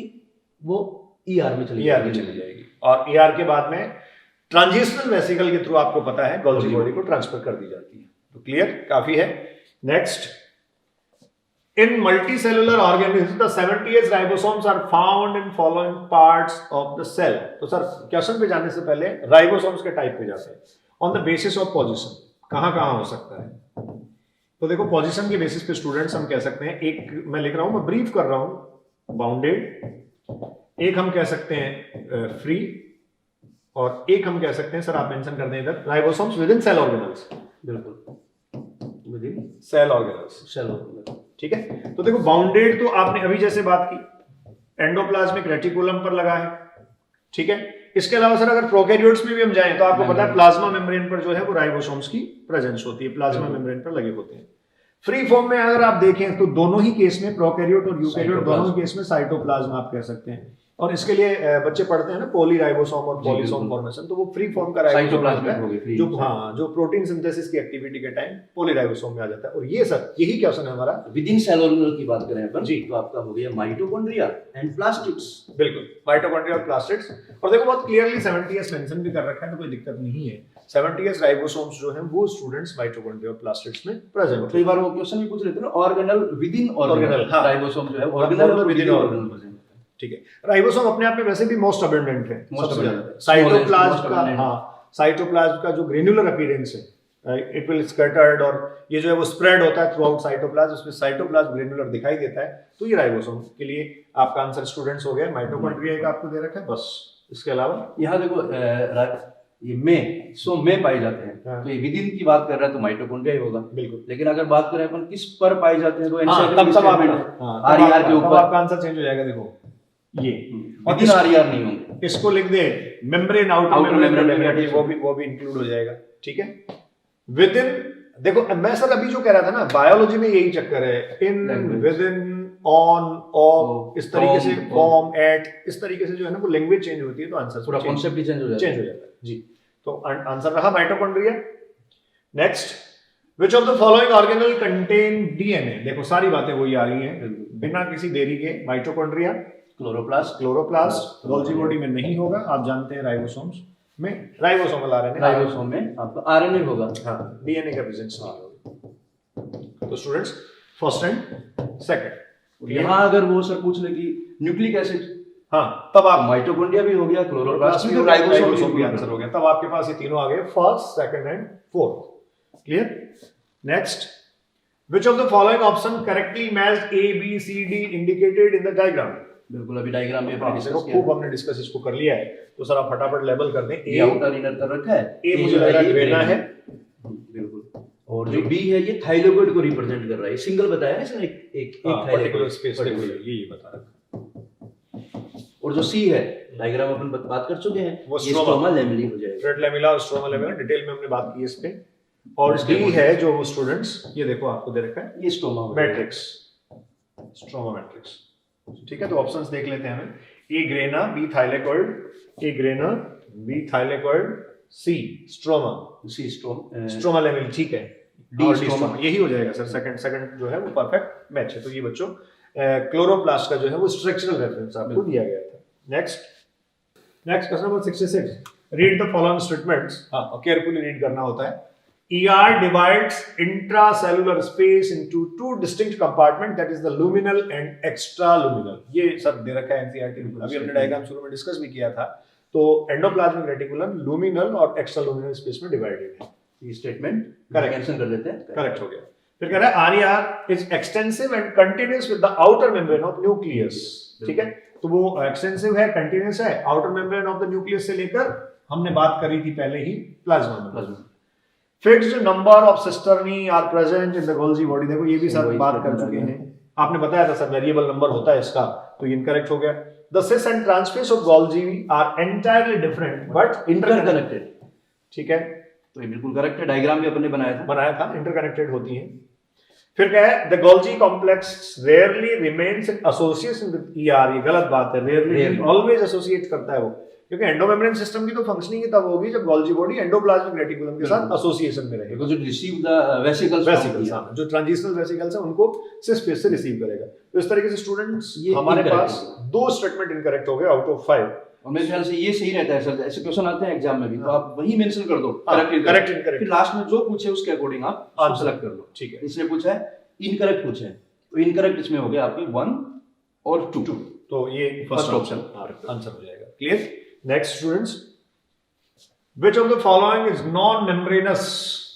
देखिए इसमें सर थोड़ा सा बहुत सारे बच्चों का दिमाग सीधा यहां जा सकता है, नॉन मेम्ब्रेनस, लेकिन ये जो स्पिरोसोम्स हैं माइक्रोबॉडीज में मेंशन किया है, और माइक्रोबॉडीज सेल ऑर्गेनल होता है, इवन सेल ऑर्गेनल मेंशन किया है, जैसे पेरोक्सिसोम्स हैं, स्पिरोसोम्स हैं, ग्लायोक्सिसोम्स हैं। तो ये ध्यान रखें बच्चों आप, ये एक रेफरेंस है, माइक्रो बॉडीज ये होते हैं, क्योंकि हमारा माइंडसेट जो होता है ना वो एक्सेप्ट नहीं करता कई बार चीजों को। एनसीईआरटी में भी लास्ट में बस दो स्टेटमेंट दिए हैं, बस इतना ही दिया है। तो ये देखो, ये पहली बात तो वो कह रहा है नॉन मेम्ब्रेनस कौन सा है, तो आपको सीधा पता होना चाहिए ये डीएनए कंटेंट ही होता है, जो सेल डिवीजन जब होता है तो वो क्रोमोसोमल फॉर्म में अपीयर हो जाता है। तो ऑब्वियस है ये यहाँ आपके पास डायरेक्ट आंसर हो जाएगा। ER मेम्ब्रेनस एक्सटेंशन है, Golgi body membranous cell organelle है, और स्पिरोसोम आपने कहा माइक्रोबॉडीज में काउंट होता है। Clear. Next, Which of the following is correct for Golgi apparatus? तो सर देखिए यहाँ पढ़ा है, आप अगर टिक मार्क करते जाएं, मैं पढ़ रहा हूँ, Causes enzymes with functional at pH 4.6 to 5। ये स्टेटमेंट यहाँ इनकरेक्ट होना चाहिए। बिल्कुल, क्योंकि ये जो स्टेटमेंट है वो आपके लाइसोसोम के लिए है। बिल्कुल बिल्कुल, लाइसोसोम जो है वो आपको पता होना चाहिए स्टूडेंट्स, ऑलमोस्ट 5 pH पर जो है वो फंक्शनल होता है, उसमें हाइड्रोलाइटिक लो एंजाइम्स पीएच साइटोप्लाज्म से कम होती है, साइटोप्लाज्म की 7 और मोर देन 7 हम मानते हैं। फिर कह रहा है number of protein synthesized by ribosomes on ER fuse with the trans face of Golgi. Trans लिख दिया है, ये यहाँ इनकरेक्ट हो जाएगा। हाँ देखिए सिस फेस से एंटर करता है तो सिस के साथ एसोसिएट होगा, तो इनकरेक्ट हो गया। फिर स्टूडेंट्स कह रहे हैं the cis face of the Golgi remains in the close association with ER. ये ठीक है। बिल्कुल। ये देखो एक क्वेश्चन हमने पढ़ा था उसमें न्यूक्लियस लिखा हुआ था, तो तब भी मैंने कहा था कि ईआर हो सकता है आपके पास। बिल्कुल, यहाँ देखो डायग्राम से बताया जाता है, ये आपका न्यूक्लियस हो गया और ये होगी आरईआर ईआर। यहाँ पर गोल्जी बॉडी प्रेजेंट है तो नियर न्यूक्लियस भी है। हाँ, एक स्टेटमेंट हमने सर पढ़ा था कॉन्सेंट्रिक अरेंजमेंट के साथ वो, तो वहां न्यूक्लियस लिखा हुआ था, तो आप ध्यान दें बच्चों, न्यूक्लियस भी हो सकता है, ईआर भी लिख के आपको दे सकता है। फिर सर लिखा है it possesses almost all type of hydrolytic enzyme, ये भी लाइसोसोम की बात कर रहा है। तो यहाँ आपके पास करेक्ट स्टेटमेंट हो गया third the cis face of the Golgi remains in the close association with ER. Clear? Next students, select odd one with reference to the lysosome, और ऑड वन आपको चूज करना है इसमें। तो मैं स्टेटमेंट्स पढ़ रहा हूं sir. These are membrane bounded vesicular structure formed by the possesses packaging in the Golgi. ठीक बात है, आपने बताया था गरल सिस्टम पहले हाँ, बात कर चुके हैं। सबसे पहली बात हमने की है। फिर कह रहा है contain hydrolyse and lipase protease in the carbohydrates. ठीक बात है, ये भी सही है। They are capable to digesting carbohydrates, proteins, lipids, nucleic acids and cellulose. ठीक है, यहाँ इनकरेक्ट हो हाँ मैंने इसको मार्क किया। एक स्टेटमेंट और पढ़ लेते हैं फिर बात करते हैं। They are the suicidal bag. तो ये स्टूडेंट्स इनमें तो कोई डाउट आपको है ही नहीं जहां तक मैं समझता हूँ। अब सर देखो इस पे बात कर लेते हैं थोड़ा। वो कह रहे हैं they are capable of digesting carbohydrate, protein, lipids, nucleic acids and cellulose. जी यहाँ तक तो करेक्ट है। हाँ, लेकिन जैसे सेलुलोज का डाइजेशन जो है सेलुलेज करेगा और सेलुलेज जो है वो में एब्सेंट होगा। इवन लाइसोसोम की प्रेजेंस आप जानते हैं एनिमल सेल का characteristic feature, characterization animal cell का। अच्छा सर एक बात कई बार बच्चों के दिमाग में आती है, जैसे लाइसोसोम में जो एंजाइम्स है हाइड्रोलाइटिक, सम और few enzymes that resemble with the lysosomal enzymes are present in the vacuole. Plant cell की वैक्यूल में भी वो प्रेजेंट होते हैं। तो प्लांट सेल का जो वैक्यूल है वो डेफिनेटली मटेरियल को स्टोर तो करता ही है, that is also the site of intracellular digestion. But in cases of few components, few substances, सारे नहीं कर सकता वो, जबकि ये सबको खा सकता है। देखो लास्ट में कंक्लूड कर रखा है it is the suicidal. Autophagy करवा लो, हेटेरोफेगी करवा लो, खुद की फेगी मतलब ओवरऑल सेल को डाइजेस्ट करवा लो, सब काम ये करता है। तो ये स्टूडेंट्स आपके पास हो गया, जिसमें हमने कहा ये इनकरेक्ट इसलिए हो गया क्योंकि यहाँ सेलुलोज मेंशन किया गया है। Next, match the column. Column match करवाए गए, कॉलम फर्स्ट से कॉलम सेकंड आपको मैच करना है। सर इसमें दिखा है ईआर, एंडोप्लाज्मिक रेटिकुलम। तो आप जानते हैं एंडोप्लाज्मिक रेटिकुलम जो ईआर है, यहाँ लिपिड और स्टेरॉइड सिंथेसिस हो सकता है, और ये स्पेसिफिकेशन एसईआर का हो जाएगा। फिर कह रहा है गोल्जी बॉडी, गोल्जी में आप कह सकते हैं सिस और ट्रांसफेज। फिर लाइसोसोम बच्चों दे रखा है, एंजाइम दे रखा है हाइड्रोलेज, और वैक्यूल, टोनोप्लास्ट। टोनोप्लास्ट के बारे में हमने पिछले लेक्चर में भी बात की थी, हाईली सेलेक्टिव होती है। हाई लेवल का सिलेक्शन इसमें इसलिए है, सेल के साइटोप्लाज्म से ज्यादा कंसंट्रेशन वैक्यूलर सेप की ऑलवेज होती है, तो ये एक्टिव अपटेक की ऑलवेज करती है। तो स्टूडेंट्स हमने ये मिला दिए हैं, आप ऑप्शन इसमें से चूज कर लें। Next, match the column. फिर से कॉलम मैच आपको करना है। सेप वैक्यूल, फिर लिखा है contractile vacuole, food vacuole, gas vacuole. ये सारी बातें हम फर्स्ट लेक्चर में सर कर चुके हैं वैक्यूल के साथ। फिर भी देखिए एक बार करते हैं। सेप वैक्यूल जो है वो basically exertion, anthocyanin pigment present होता है। इसके साथ कनेक्ट कर देंगे सर, हाँ, क्योंकि ये थोड़ा इंपॉर्टेंट भी है एनसीईआरटी सर एग्जाम में क्वेश्चन पूछा गया एक बार। इवन आपको बच्चों को बताऊं, जो बीट रूट होता है ना अपने, उसकी स्लाइस हम काटते हैं, चुकंदर जिसको बोलते हैं, उसकी स्लाइस अगर आप काटते हैं तो आपकी फिंगर टिप्स पर्पल हो जाएंगी। पानी में डिप करके आप देखिए तो वो डिसॉल्व हो जाएगा। जामुन है, हाँ, ब्लैकबेरी जो है, एंथोसाइनिन जो है वो वाटर सोल्यूबल पिगमेंट हो गया। और इवन सर सेल बायोलॉजी के हिसाब से उसकी प्रेजेंस हम देखें तो कहाँ होनी चाहिए, तो आप ये कहेंगे सेप वैक्यूल में, क्योंकि वो जो है जैसे कैरोटिनॉइड्स हैं जो कलर अपीयरेंस देते हैं, उनकी प्रेजेंस क्लोरोप्लास्ट में है, और वाटर इनसोल्यूबल है, वो फैट सोल्यूबल सब है। ये एनसीईआरटी ने मेंशन भी कर रखा है प्लास्टिड्स में। फिर दे रखा है सर फूड वैक्यूल। तो फूड इनगल्फिंग, खाद्य धानी, देखिए ये रहा, ये इसके साथ कनेक्ट हो जाएगा। कॉन्ट्रैक्टाइल वैक्यूल जो है ये एक्सक्रीशन, हाँ, और देखो गैस वैक्यूल्स, ये हमने डिस्कस किया था लास्ट टाइम, ये बात की थी। हाँ, हमने कहा था कि रेडिएशंस जो है उनको ट्रैप करेगा, उनसे प्रोटेक्ट करेगा सेल को, और जो हाँ एक्वेटिक हैबिटेट के हैं उनमें बायोमेसी को क्रिएट कर लेगा, उत्प्लावकता। तो ये बच्चों हमने मैच कर दिया है, आप इसके अकॉर्डिंग देख लें, ठीक है। Next, Which one is not true for mitochondria? Mitochondria के लिए कौन सा सही नहीं है? Unless specifically stand are not easily eligible under microscope. NCERT की लाइन है सर, स्टेन मेंशन कर दें आप, जेनस ग्रीन बी लिखा जाता है। और ये अल्टीमेटली देखो सर, अपने जो एग्जाम्पल है एनसीईआरटी का, वहां क्वेश्चन दिया गया है, तो ये स्टेटमेंट थ्योरी में दिया है, लेकिन जो डाई है उसको, हाँ डाई को क्वेश्चन में पूछा गया, वहाँ एग्जाम्पलर में पूछा गया है। एनसीईआरटी का एग्जाम्पलर भी बच्चों को पढ़ना चाहिए, मुझे लगता है काफी क्वेश्चन आते भी हैं और अच्छे लेवल का है वो, एनसीईआरटी से थोड़ा सा लेवल उसका ऊपर है, तो टॉपिक के साथ साथ आप पढ़ते रहे। फिर कह रहे थे number of the mitochondria are constant in all cells. ये तो सबसे बड़ी गलत बात बोल दी इसने, हम अभी बहुत सारा डिस्कशन कर चुके हैं। वेरिएबल नंबर होता है, जैसे एनर्जी की रिक्वायरमेंट होगी, मेटाबॉलिक रिक्वायरमेंट होगी, वैसे वेरी करता रहेगा वो। These are sausage cell and cylindrical having diameter. सही है सर, ये एनसीईआरटी का ही स्टेटमेंट है, साइज दे रखी है वो, हाँ एनसीईआरटी का स्टेटमेंट है, परफेक्ट है। फिर कह रहे हैं ऑल द अबाव, तो आपको माइटोकॉन्ड्रिया के लिए क्या चूज करना था, नॉट ट्रू, तो हम किस पे जा सकते हैं, सेकंड आंसर पे स्टूडेंट्स जा सकते हैं। Clear. Next, the power house of the cell is bounded by a single membrane, semi autonomous double membrane bounded है, गलत हो गया। Possess cristae which are extension of its outer membrane. तो sir थोड़ा सा इनर मेम्ब्रेन का reference बना के बच्चों को बता दें। ये पावर हाउस ऑफ सेल की बात कर रहे हैं बेटा, माइटोकॉन्ड्रिया की बात कर रहा हूं ऑब्वियसली। जो माइटोकॉन्ड्रिया है उससे रिलेटेड ये स्टेटमेंट आपको इनकरेक्ट हुआ। और ये देखो, ये जो सेकंड स्टेटमेंट लिखा है क्रिस्टी, आपको पता है इनर फोल्डिंग है।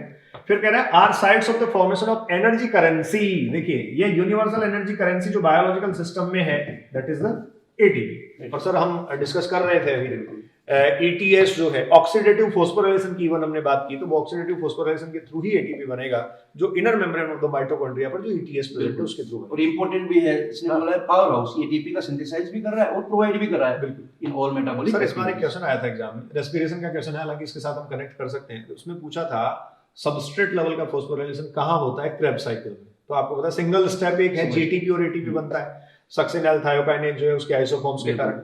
तो एक अकेला ही स्टेप है जो सबस्ट्रेट लेवल फोस्फोराइलेशन करता है, मतलब डायरेक्ट एटीपी फॉर्मेशन करता है। बाकी क्रेब्स साइकिल में अगर आप देखें तो जो इंटरमीडिएट्स बनते हैं वो सारे ही ईटीएस के थ्रू ऑक्सीडाइज होकर एटीपी प्रोवाइड करते हैं। बिल्कुल। और ये कॉन्सेप्ट भी है, जो फोस्फोराइलेशन वो 3 टाइप का है। हाँ। जैसे एक तो आपका ऑक्सीडेटिव हो गया जो आपने बात की, फोटो हो गया, phosphorylation and substrate level at SLP. हम कहें दो मतलब ब्रॉड कैटेगराइजेशन ये भी कर सकते हैं, एसएलपी सबस्ट्रेट लेवल का फोस्फोराइलेशन और ईटीएस लेवल का फोस्फोराइलेशन। उस ईटीएस को फिर हम ऑक्सीडेटिव में और फोटोफोस्फोराइलेशन में कैटेगराइज कर सकते हैं। तो इस तरीके से ये स्टूडेंट्स फिजियोलॉजी में बात कर रहे हैं। इसका मतलब तो सर ये भी तो हो गया कि एटीपी का फॉर्मेशन तो क्लोरोप्लास्ट भी कर रहा है। बिल्कुल कर रहा है, क्लोरोप्लास्ट जो है वो एटीपी का फॉर्मेशन करता है, बट वो पावर हाउस नहीं है। हाँ, वो जो करता है वो वही ऑर्गेनिक मैटर को सिंथेसाइज करने में यूटिलाइज करता नहीं करता, तो हम सबके लिए ही है, बट अल्टीमेटली वहां जितना एटीपी बनता है वो सारा एटीपी वही कंज्यूम हो जाता है। बिल्कुल बिल्कुल, सेल के लिए उनका कोई यूटिलाइजेशन है कंप्लीट सेल के लिए। इवन वहां से फोटोसिंथेसिस में जहां दे रखा है ना बायोसिंथेटिक पाथवे C3 साइकिल का डिटेल दे रखी है, वहां लिखा है कि जैसे लाइट वगैरह उसको मिल रही है तब एटीपी फॉर्मेशन होता रहेगा, और जैसे लाइट डिसकंटिन्यू हो जाएगी तो सिंथेसिस डिसकंटिन्यू हो जाएगा, फिर से लाइट तो फिर से शुरू हो जाएगा। तो इसका मतलब ये है कि वो पूरी तरीके से लाइट ऑपरेटेड सिस्टम है जो एटीपी बनाता रहता है। क्लियर। फिर कह रहा है it found in the eukaryotic and prokaryotic cells. तो प्रोकैरियोट्स में स्टूडेंट्स ये नहीं होता है, तो आपके पास ये जो है वो सही हो गया थर्ड वाला एनर्जी करेंसी। नेक्स्ट, ब्लू और red colour petals is mainly due to, देखिए हम बहुत पहले क्लियर कर चुके हैं, जो प्लांट में फ्लावर्स हैं, फ्लोरिंग है, जितना कलर अपीयरेंस है, आप कहते हैं green chilli, red chilli, capsicum जो है। इसके अलावा आप कहते हैं टोमेटो की बात करें, ग्रीन टोमेटो, रेड टोमेटो, ये जितने सारे कन्वर्जन आते हैं, कैरेट कह सकते हैं, तो ये सारे स्पेसिफिकली क्रोमोप्लास्ट के कारण होते हैं। और ये क्रोमोप्लास्ट दिया सर, ल्यूकोप्लास्ट हमने डिस्कस किया था, कलरलेस फॉर्म है। क्लोरोप्लास्ट जो है वो कैरेक्टराइज किया जाता है किससे बच्चों, क्लोरोफिल की प्रेजेंस से, जो ग्रीन पिगमेंट है। और एलुरोप्लास्ट सर स्पेसिफिकली इसी का ल्यूको का टाइप है जो प्रोटीन स्टोरेज के लिए काउंट किया जाता है। तो यहाँ कैरेक्टराइजेशन आपका हो जाएगा क्रोमोप्लास्ट। तो यहाँ सर एक थोड़ा सा मैं आपसे पूछना चाहूंगा, जो अपन फ्रूट्स वगैरह खाते हैं, हाँ, तो अपने ये कलर इंपॉर्टेंट थोड़ा, अपने तो टेस्ट इंपॉर्टेंट होता है। बिल्कुल बिल्कुल, टेस्ट इंपॉर्टेंट होता है। वो कलरफुल क्यों हो रहे हैं, जितने वेरियस कलर के हैं। वो देखिए वो उनके मैचुरेशन का है। जैसे आपने कहा कि जो ये प्लास्टिड्स हैं दे आर इंटरकन्वर्टेबल, तो just according to the maturation और पर रिक्वायरमेंट वो मैचुरेट होते होने के साथ साथ जो है वो इंटरकन्वर्जन में चले जाते हैं, वो चेंज होते रहते हैं। ठीक है, अट्रैक्ट एक ये होता है ना, देखो नेचर है ये, इसमें वाइल्ड अपीयरेंस है। जैसे हम ये बात कर रहे हैं कि ऑर्किडेसी फैमिली के जो प्लांट्स हैं, ऑर्किड्स हैं, वो एक wide range of colourful flowers बनाते हैं, तो एक ही कलर का बना लेते, क्या जरूरी था इतना सारा बनाना, इतना सारा करना। तो ये अल्टीमेटली नेचर में जो है वो आप ये कह सकते हैं।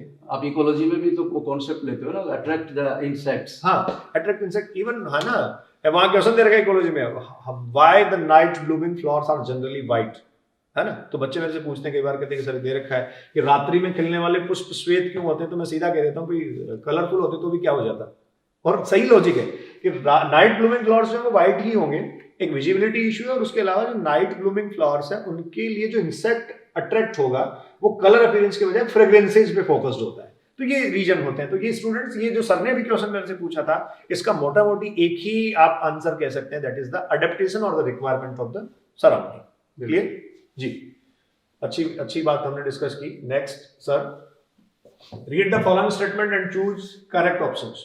ये कह रहा है mitochondria and plastids are semi autonomous cell organelle, सही है सर। फिर कह रहा है mitochondria and plastids lack their own replication, देखिए इसीलिए तो सेमी ऑटोनोमस कहा गया उसको, कि उसमें माइटोकॉन्ड्रिया में और क्लोरोप्लास्ट में डीएनए प्रेजेंट है, लेकिन कह रहा है कि अपना रेप्लिकेशन लैक करता है, ट्रांसक्रिप्शन एंड ट्रांसलेशन मशीनरी जबकि होते हैं उसमें, ठीक है। तो ये भी इनकरेक्ट हो गए, इनकरेक्ट हुआ ना सर जी। Both the statement A and B are correct and B is the correct explanation of A. अच्छा हाँ, थोड़ा अच्छे लेवल का क्वेश्चन है। तो देखो हम पहले तो इसकी एक्सप्लेनेशन ढूंढते हैं ए की, जिससे हमें आंसर सीधा मिल जाए। ये कह रहा है प्लास्टिड और माइटोकॉन्ड्रिया जो सेमी ऑटोनोमस सेल ऑर्गेनल है, क्यों है, हमने बात की थी क्यों है, क्योंकि उनका अपना जीनोमिक डीएनए है और उनकी अपनी प्रोटीन सिंथेटिक मशीनरी है। तो ये बी मुझे एक्सप्लेनेशन लग रहा है सर, इसकी लग रहा है ना, वो कह रहा है इन्होंने ये बी में इनकरेक्ट कर दिया, इन्होंने बोल दिया हाँ लैक कर दिया इसने, लैक करते ही इनकरेक्ट हो गया। इसको मैं अगर हटा दूं यहाँ से तो आप देखिए फिर डेफिनेटली ये बी एक्सप्लेनेशन हो जाएगा। तो हमारे पास अब आंसर क्या आएगा, A correct, B is incorrect. Third पे जा सकते हैं सर जी। ये क्वेश्चन मुझे लग रहा है नीट में आया हुआ क्वेश्चन है। हाँ, इसका मतलब इसी तरीके का पूछा था, जिसमें माइटोकॉन्ड्रिया स्टेटमेंट दिए थे, हाँ 2 स्टेटमेंट दिए थे, ए बी, मतलब ऐसा फॉर्मेट आता है कई बार। पहले एजरसन रीजन जो होता था उसमें तो सर खूब अच्छा कॉम्प्लिकेशन होता था, लेकिन इस तरीके का आपको मल्टीपल चॉइस में भी क्वेश्चन पूछ सकते हैं। नीट में भी देखा है सर अपन ने कि जो पेपर के अंदर जो क्वेश्चन सेट होते हैं उसमें भी वेरिएशन है कि डायरेक्ट अप्रोच वाले, स्टेटमेंट वाले, करेक्ट इनकरेक्ट वाले, एक तरीके का नहीं पूछेगा वो, थोड़ा वेरिएबल रखता है, वैरायटी थोड़ी रखता है जी। नेक्स्ट चलें sir, 76 the following statements, read the following statements। तो कह रहा है peroxisomes are involved in the photorespiration of non-green cells of the plants and perform beta oxidation of fatty acids in animal cells। तो देखिए peroxisome microbodies है, उधर सब mention करते हैं आप इसको।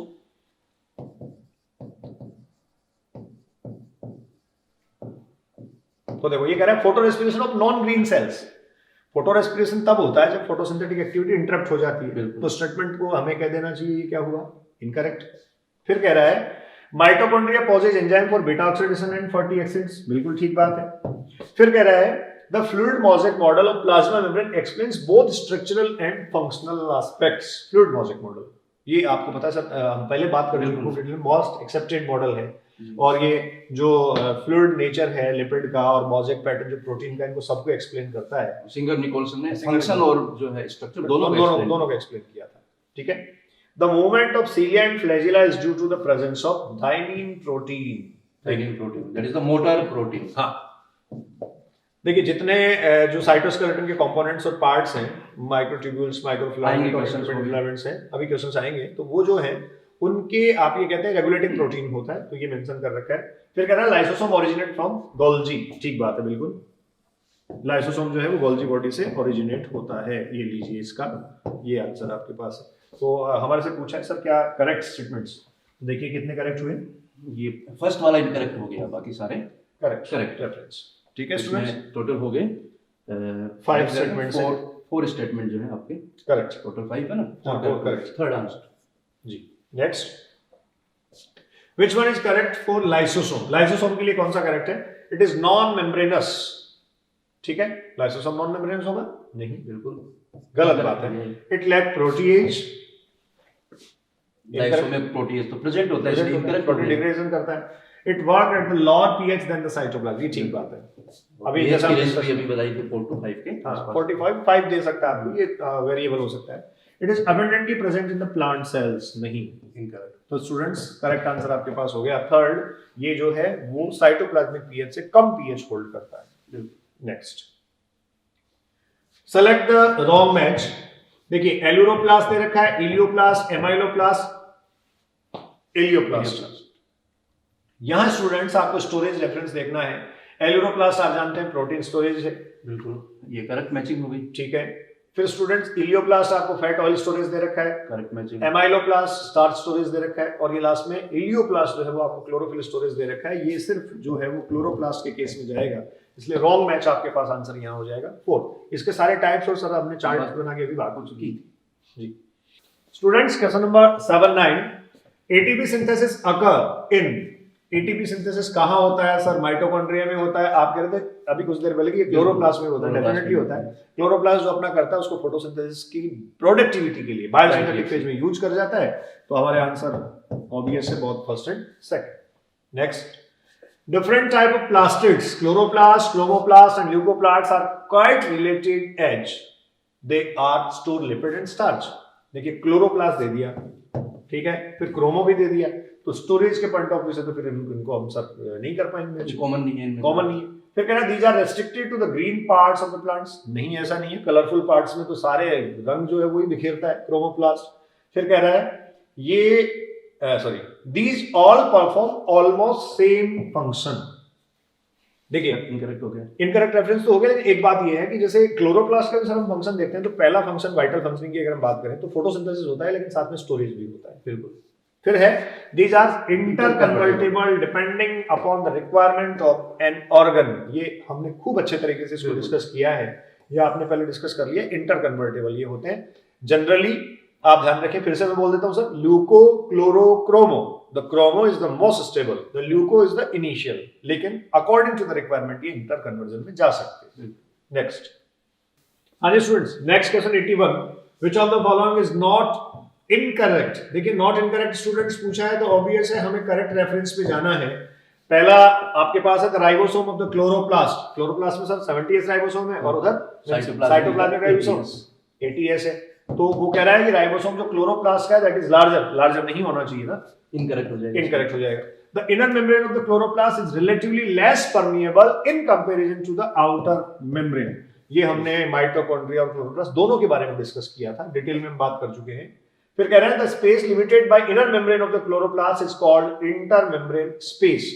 The space limited by the inner membrane. बिल्कुल। देखिए इनर मेम्ब्रेन के लिए वो कह रहा है कि जो स्पेस लिमिटेड किया गया, अपने डायग्राम में भी बताया था, ये chloroplast double membranous, outer membrane, inner membrane, inter membrane, और ये स्ट्रोमा होगा फिर space limited by the inner membrane.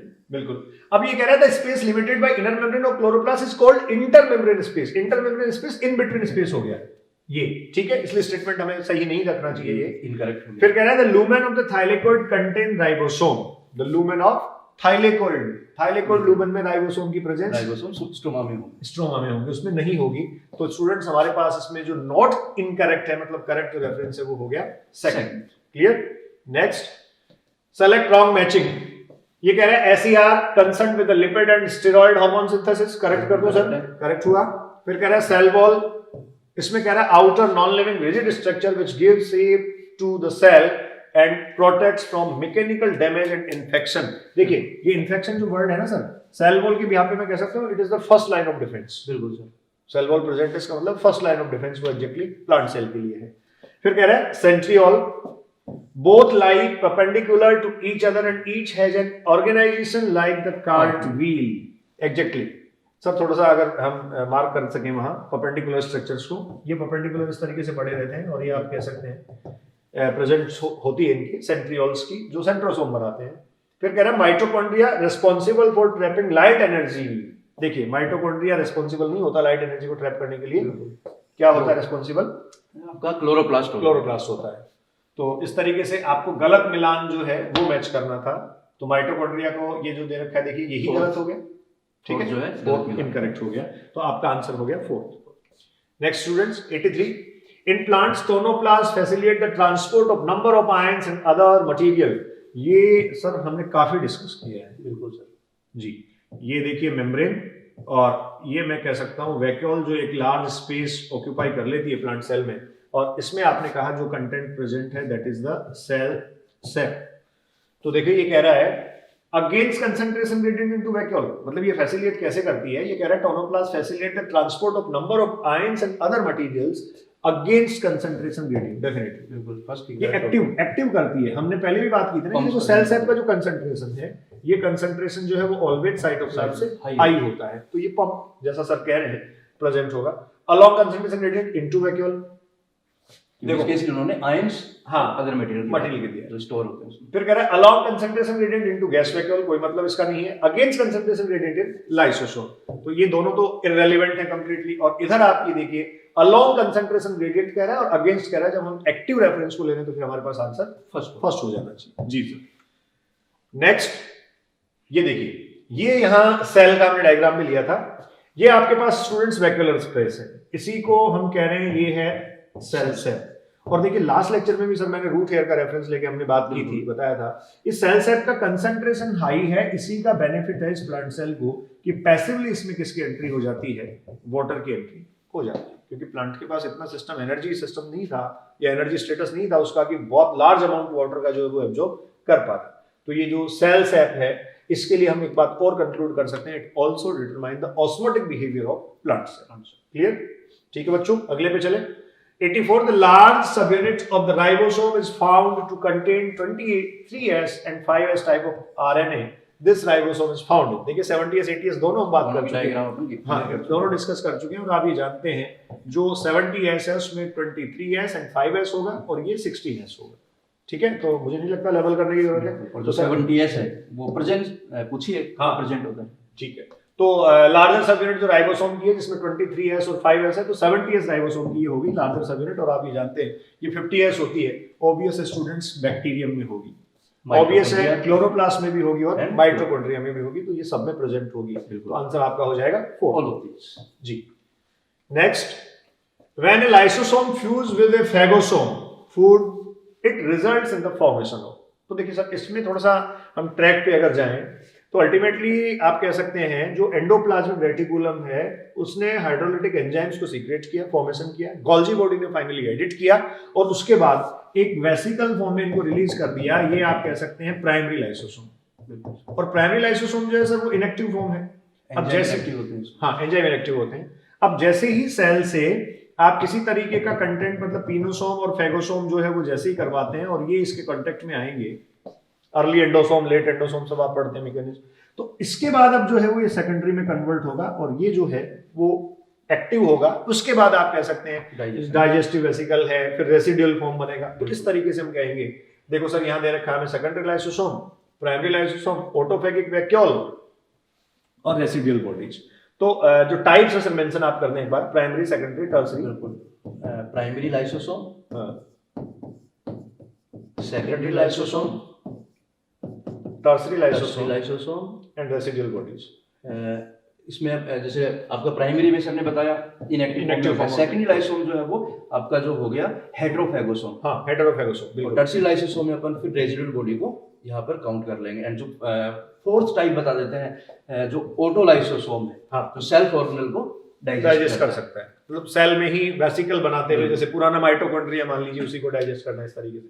तो आंसर सर क्या हो जाएगा हमारे secondary lysosome. Secondary lysosome. Clear?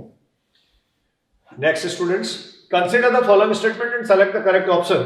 The endomembrane system include the plasma membrane, ER, Golgi complex, lysosome and vacuole. देखिए ये दे रखा है प्लाज्मा मेम्ब्रेन, जनरली बच्चों का कंफ्यूजन यही होता है। तो क्या क्या कहेंगे हम इसको? इनकरेक्ट। एंडोमेम्ब्रेन सिस्टम जो है, अगर सर मैं एक बात बताऊं, न्यूक्लियर मेम्ब्रेन या लिख के देता, मान लीजिए इसी स्टेटमेंट में न्यूक्लियर मेम्ब्रेन लिख देता तो हमें कंसीडर करना चाहिए था, क्योंकि जो न्यूक्लियर मेम्ब्रेन है वही एग्जैक्टली एंडोप्लाज्मिक रेटिकुलम। बिल्कुल सर। और सर रिसेंट स्टडीज और कई हायर रेफरेंस तो पैरोक्सिसोम को भी लिखते हैं कि जो पैरोक्सिसोम है that also originate from ER। NCERT के हाँ लेकिन बेटा थोड़ा सा हमें एनसीईआरटी पे रहना है। क्लियरली दिया है एंडोमेम्ब्रेन सिस्टम में 4 टाइप के सेल ऑर्गेनल इंक्लूड है। नहीं सर हमें ये बात इसलिए भी करनी चाहिए क्योंकि बच्चे को कई बार कंफ्यूजन रहता है, या कि ऐसा मान लो कोई एग्जाम में स्टेटमेंट आ जाए या कहीं डिस्कशन में आ जाए, तो आपको एनसीईआरटी पे ही टिके रहना है, हमें बिल्कुल वहीं टिके रहना है। इसलिए आपका ER, GB, lysosome and vacuole. ठीक है, तो ये गलत हो गया। फिर कह रहा है ER helps in the transport of substances, synthesis of protein, lipid and glycogen, help in the transport. हाँ सर, फंक्शन की बात कर रहे हैं, help in transport of substances, जैसे आपका सब्सटेंस हो गए, प्रोटीन सिंथेसिस करता है, लिपिड भी हो गया, ग्लाइकोजन जो है उसका फॉर्मेशन भी करता है। अलग अलग एस्पेक्ट में बात कर रहे हैं इसमें, एसईआर ईआर दोनों के बारे में बात कर रहे इनमें तो कॉमन ईआर लिखा है हैं। सर। हो गया।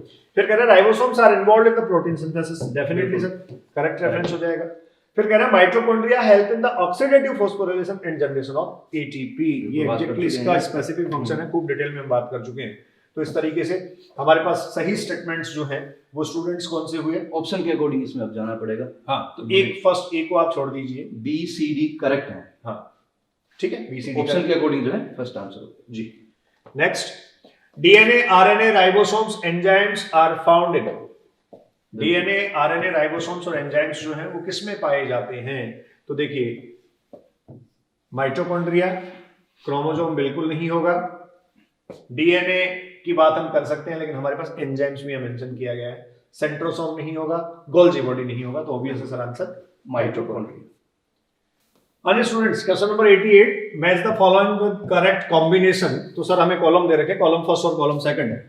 एंडोप्लाज्मिक रेटिकुलम ये मेंशन किया है, स्पिरोसोम मेंशन किया है, जैसे हम बात अभी कर रहे थे माइक्रोबॉडीज है। इसके बाद में डिप्टियोसोम्स दे रखे हैं जो गोल्जी बॉडी है। प्लांट सेल्स में सब डिप्टियोसोम्स हमने काफी इस पे डिस्कस कर लिया है। उसके बाद में पेरोक्सिसोम्स दे रखे हैं और इलियोप्लास्ट दे रखा है जो ल्यूकोप्लास्ट का टाइप है। तो अल्टीमेटली सर आप उधर टिक मार्क करते जाएं। ईआर जो है endoplasmic reticulum, that is involve the detoxification of drugs. Functioning यहां दी है, एसईआर से रिलेटेड, एसईआर से रिलेटेड है, फंक्शनल रेफरेंस को यहां दिया गया है। स्पिरोसोम की बात अगर हम करें, माइक्रोबॉडी है, synthesis and storage of the lipids में ये इन्वॉल्व होगा। उसके बाद डिक्टियोसोम्स जो गोल्जी बॉडी है, ये स्टैक ऑफ द सिस्टर्नी जो इंटरकनेक्टेड होती हैं, काफी डिस्कशन हम कर चुके हैं इस पे। पेरोक्सिसोम्स जो हैं ये भी आप जानते हैं माइक्रोबॉडीज हैं और फोटो रेस्पिरेशन का मेन सेल ऑर्गेनल है। बिल्कुल जैसा sir photo respiration, chloroplast, mitochondria and peroxisome, photo respiration की प्रोसेस पूरा C2 पाथवे रिप्रेजेंट करते हैं, कंप्लीट एक साइकिल रिप्रेजेंट करते हैं, फिर भी एंडोमेम्ब्रेन सिस्टम का पार्ट इनको नहीं काउंट किया गया है। इसके बाद इलियोप्लास्ट, और इलियोप्लास्ट आपको पता है स्टोरेज में इन्वॉल्व होता है, स्टोरेज ऑर्गेनल टाइप वगैरह बता तो चुके। कॉलम फर्स्ट और कॉलम सेकंड जो थे वो हमारे पास इधर सेल ऑर्गेनल्स और उनके कंपोनेंट्स थे और इधर फंक्शनिंग उनकी थी। तो इस तरीके से आप अब इसमें देख लें, आपका आंसर इसमें जो है वो अकॉर्डिंग टू मैच हो जाना चाहिए। ठीक है। The spherical head of the oxysome is, spherical head of oxysome देखिए ये inner membrane of the mitochondria है और ये इस तरीके से मैं इसका FO पार्टिकल और F1, ये सर, तो ये सर मैं कह सकता हूँ ये इनर माइटोकॉन्ड्रियल मेम्ब्रेन है, ये PMS है, पेरीमाइटोकॉन्ड्रियल साइट है, और ये माइटोकॉन्ड्रियल मैट्रिक्स है। और आप ये जानते हैं कि पेरीमाइटोकॉन्ड्रियल स्पेस से H+ आयंस या प्रोटॉन्स जो हैं वो इधर फैसिलिएट होते हैं। सर इसमें भी इंपॉर्टेंट पॉइंट है बच्चों को, कंसंट्रेशन ग्रेडियंट आप माइटोकॉन्ड्रियल मैट्रिक्स से PMS में ले जा रहे हैं तब पंप होता है वो, एग्जैक्टली दोनों वर्ड लिखे हैं, कीमियोस्मैटिक हाइपोथेसिस में NCERT ने मेंशन किया है, और इधर से इधर आ रहे हैं तो फैसिलिएट हो रहा है ये। This one is the FO and this is the F1, और यहीं से आप कहते हैं जैसे 2H+ में कह दूं ये पेयर ऑफ प्रोटॉन विल फैसिलिएट और ऐसा करेगा तब आप ये कह सकते हैं वो इतनी एनर्जी लाएगा जिससे एडिनोसिन डाइफॉस्फेट के साथ इनऑर्गेनिक फॉस्फेट बाइंड करके क्या बना दिया जाए, ATP का फॉर्मेशन। तो सर इसमें हमें पूछा है the spherical head of the oxysome is, बिल्कुल सिंपल पूछा है, स्फेरिकल F1 हो जाएगा। मैंने इसकी फंक्शनिंग तक की हमने बात कर ली जी। Next, consider the following statements. इसमें देखिए स्टेटमेंट्स है, in prokaryotic cell is special membranous structure formed by the extension of the plasma membrane into the cell is known as the polysome. देखिए मेम्ब्रेनस स्ट्रक्चर कह रहा है और polysome ऊपर से कह रहा है, ये अपन डायग्राम से भी बता चुके हैं। हाँ, तो राइबोसोम्स जो है वो mRNA पे लाइन अप होते हैं, तब पॉलीसोम आप इसको कहेंगे, तो इस केस में तो स्टूडेंट्स गलत हो गया। The smooth endoplasmic reticulum is major site of the synthesis of the glycoproteins, glycolipids. जी बिल्कुल, SER की बात कर रहे हैं सर, तो ये भी स्टेटमेंट इनकरेक्ट हो गया।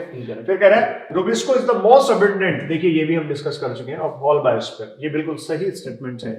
फिर कह रहा है mitochondria, chloroplast and peroxisomes are not considered as the part of the endomembrane system, बिल्कुल करेक्ट है। NCERT ने मेंशन कर रखा है ऐसे कैसा स्टेटमेंट, और इसका सर हम डिस्कस कर लेते हैं क्यों नहीं किया जाता इसको, जबकि एक पूरी पाथवे को ये रिप्रेजेंट करता है। मेजर भी है, हाँ मेजर भी है, मतलब पूरा एक C2 साइकिल को ये रिप्रेजेंट करता है, फिर भी एंडोमेम्ब्रेन सिस्टम का ये पार्ट नहीं है। क्यों ऐसा है, तो आप ये देखेंगे कि फंक्शनिंग कोऑर्डिनेटेड नहीं है। इवन आपको एंडोमेम्ब्रेन सिस्टम में ऑर्गेनल्स का फॉर्मेशन और उनकी फंक्शनिंग दोनों कोऑर्डिनेटेड फॉर्म में दिखाई देगी। क्लियर, तो इसके बिहाफ पे स्टूडेंट्स हमारे पास C और D जो हैं वो करेक्ट है, C and D alone are correct, ये हम कह सकते हैं। सो स्टूडेंट्स 90 का हमारे पास आंसर हो गया फर्स्ट। ठीक है, तो देखिए हमने आज ये डिस्कस किया सेल बायोलॉजी का एपिसोड सेकंड, जो ओवरऑल आपके बायोलॉजी के एपिसोड्स चल रहे हैं उनमें था। हम लोगों ने प्रयास किया है कि हम अच्छे से अच्छा इसको कनेक्ट करें और पूरे सब्जेक्ट की कनेक्टिविटी आप तक पहुंचाएं, और मुझे लगता है सर हमने काफी कुछ इसमें से कर भी लिया है कनेक्ट। काफी सारे कॉन्सेप्ट जो है अपने डिस्कस कर लिए हैं। हाँ। और एक मैं देखने वाले बच्चों से स्पेशली ये कहना चाहूंगा कि बेटा आप जब भी वीडियोस देखते हैं तो जहां कहीं आपको लगता है सजेशंस अपनी जो है वो भी आप अपने कमेंट्स में देखकर हमें बताएं।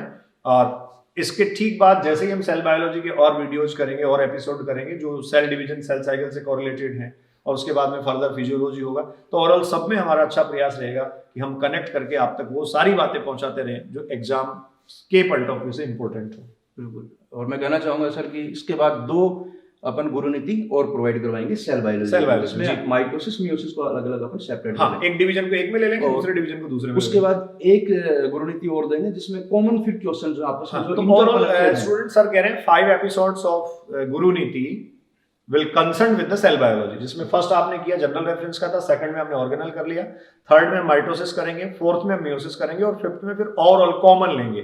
ठीक है, तो एक तरीके से हमारा टेस्ट एफर्ट भी हो जाएगा। आप जब सामने बैठ के उसको देखेंगे तो आपका एक तरीके से चेक हो जाएगा, वो सब कुछ कवर कर लेंगे। हाँ, सब कुछ कवर कर पूरा सेल बायोलॉजी। ठीक है, तो सर हमने इसको जैसे एंजॉय किया है, आई होप बच्चे भी एंजॉय कर रहे होंगे। मिलते हैं फिर नेक्स्ट एपिसोड में। Thank you, enjoy the cell biology.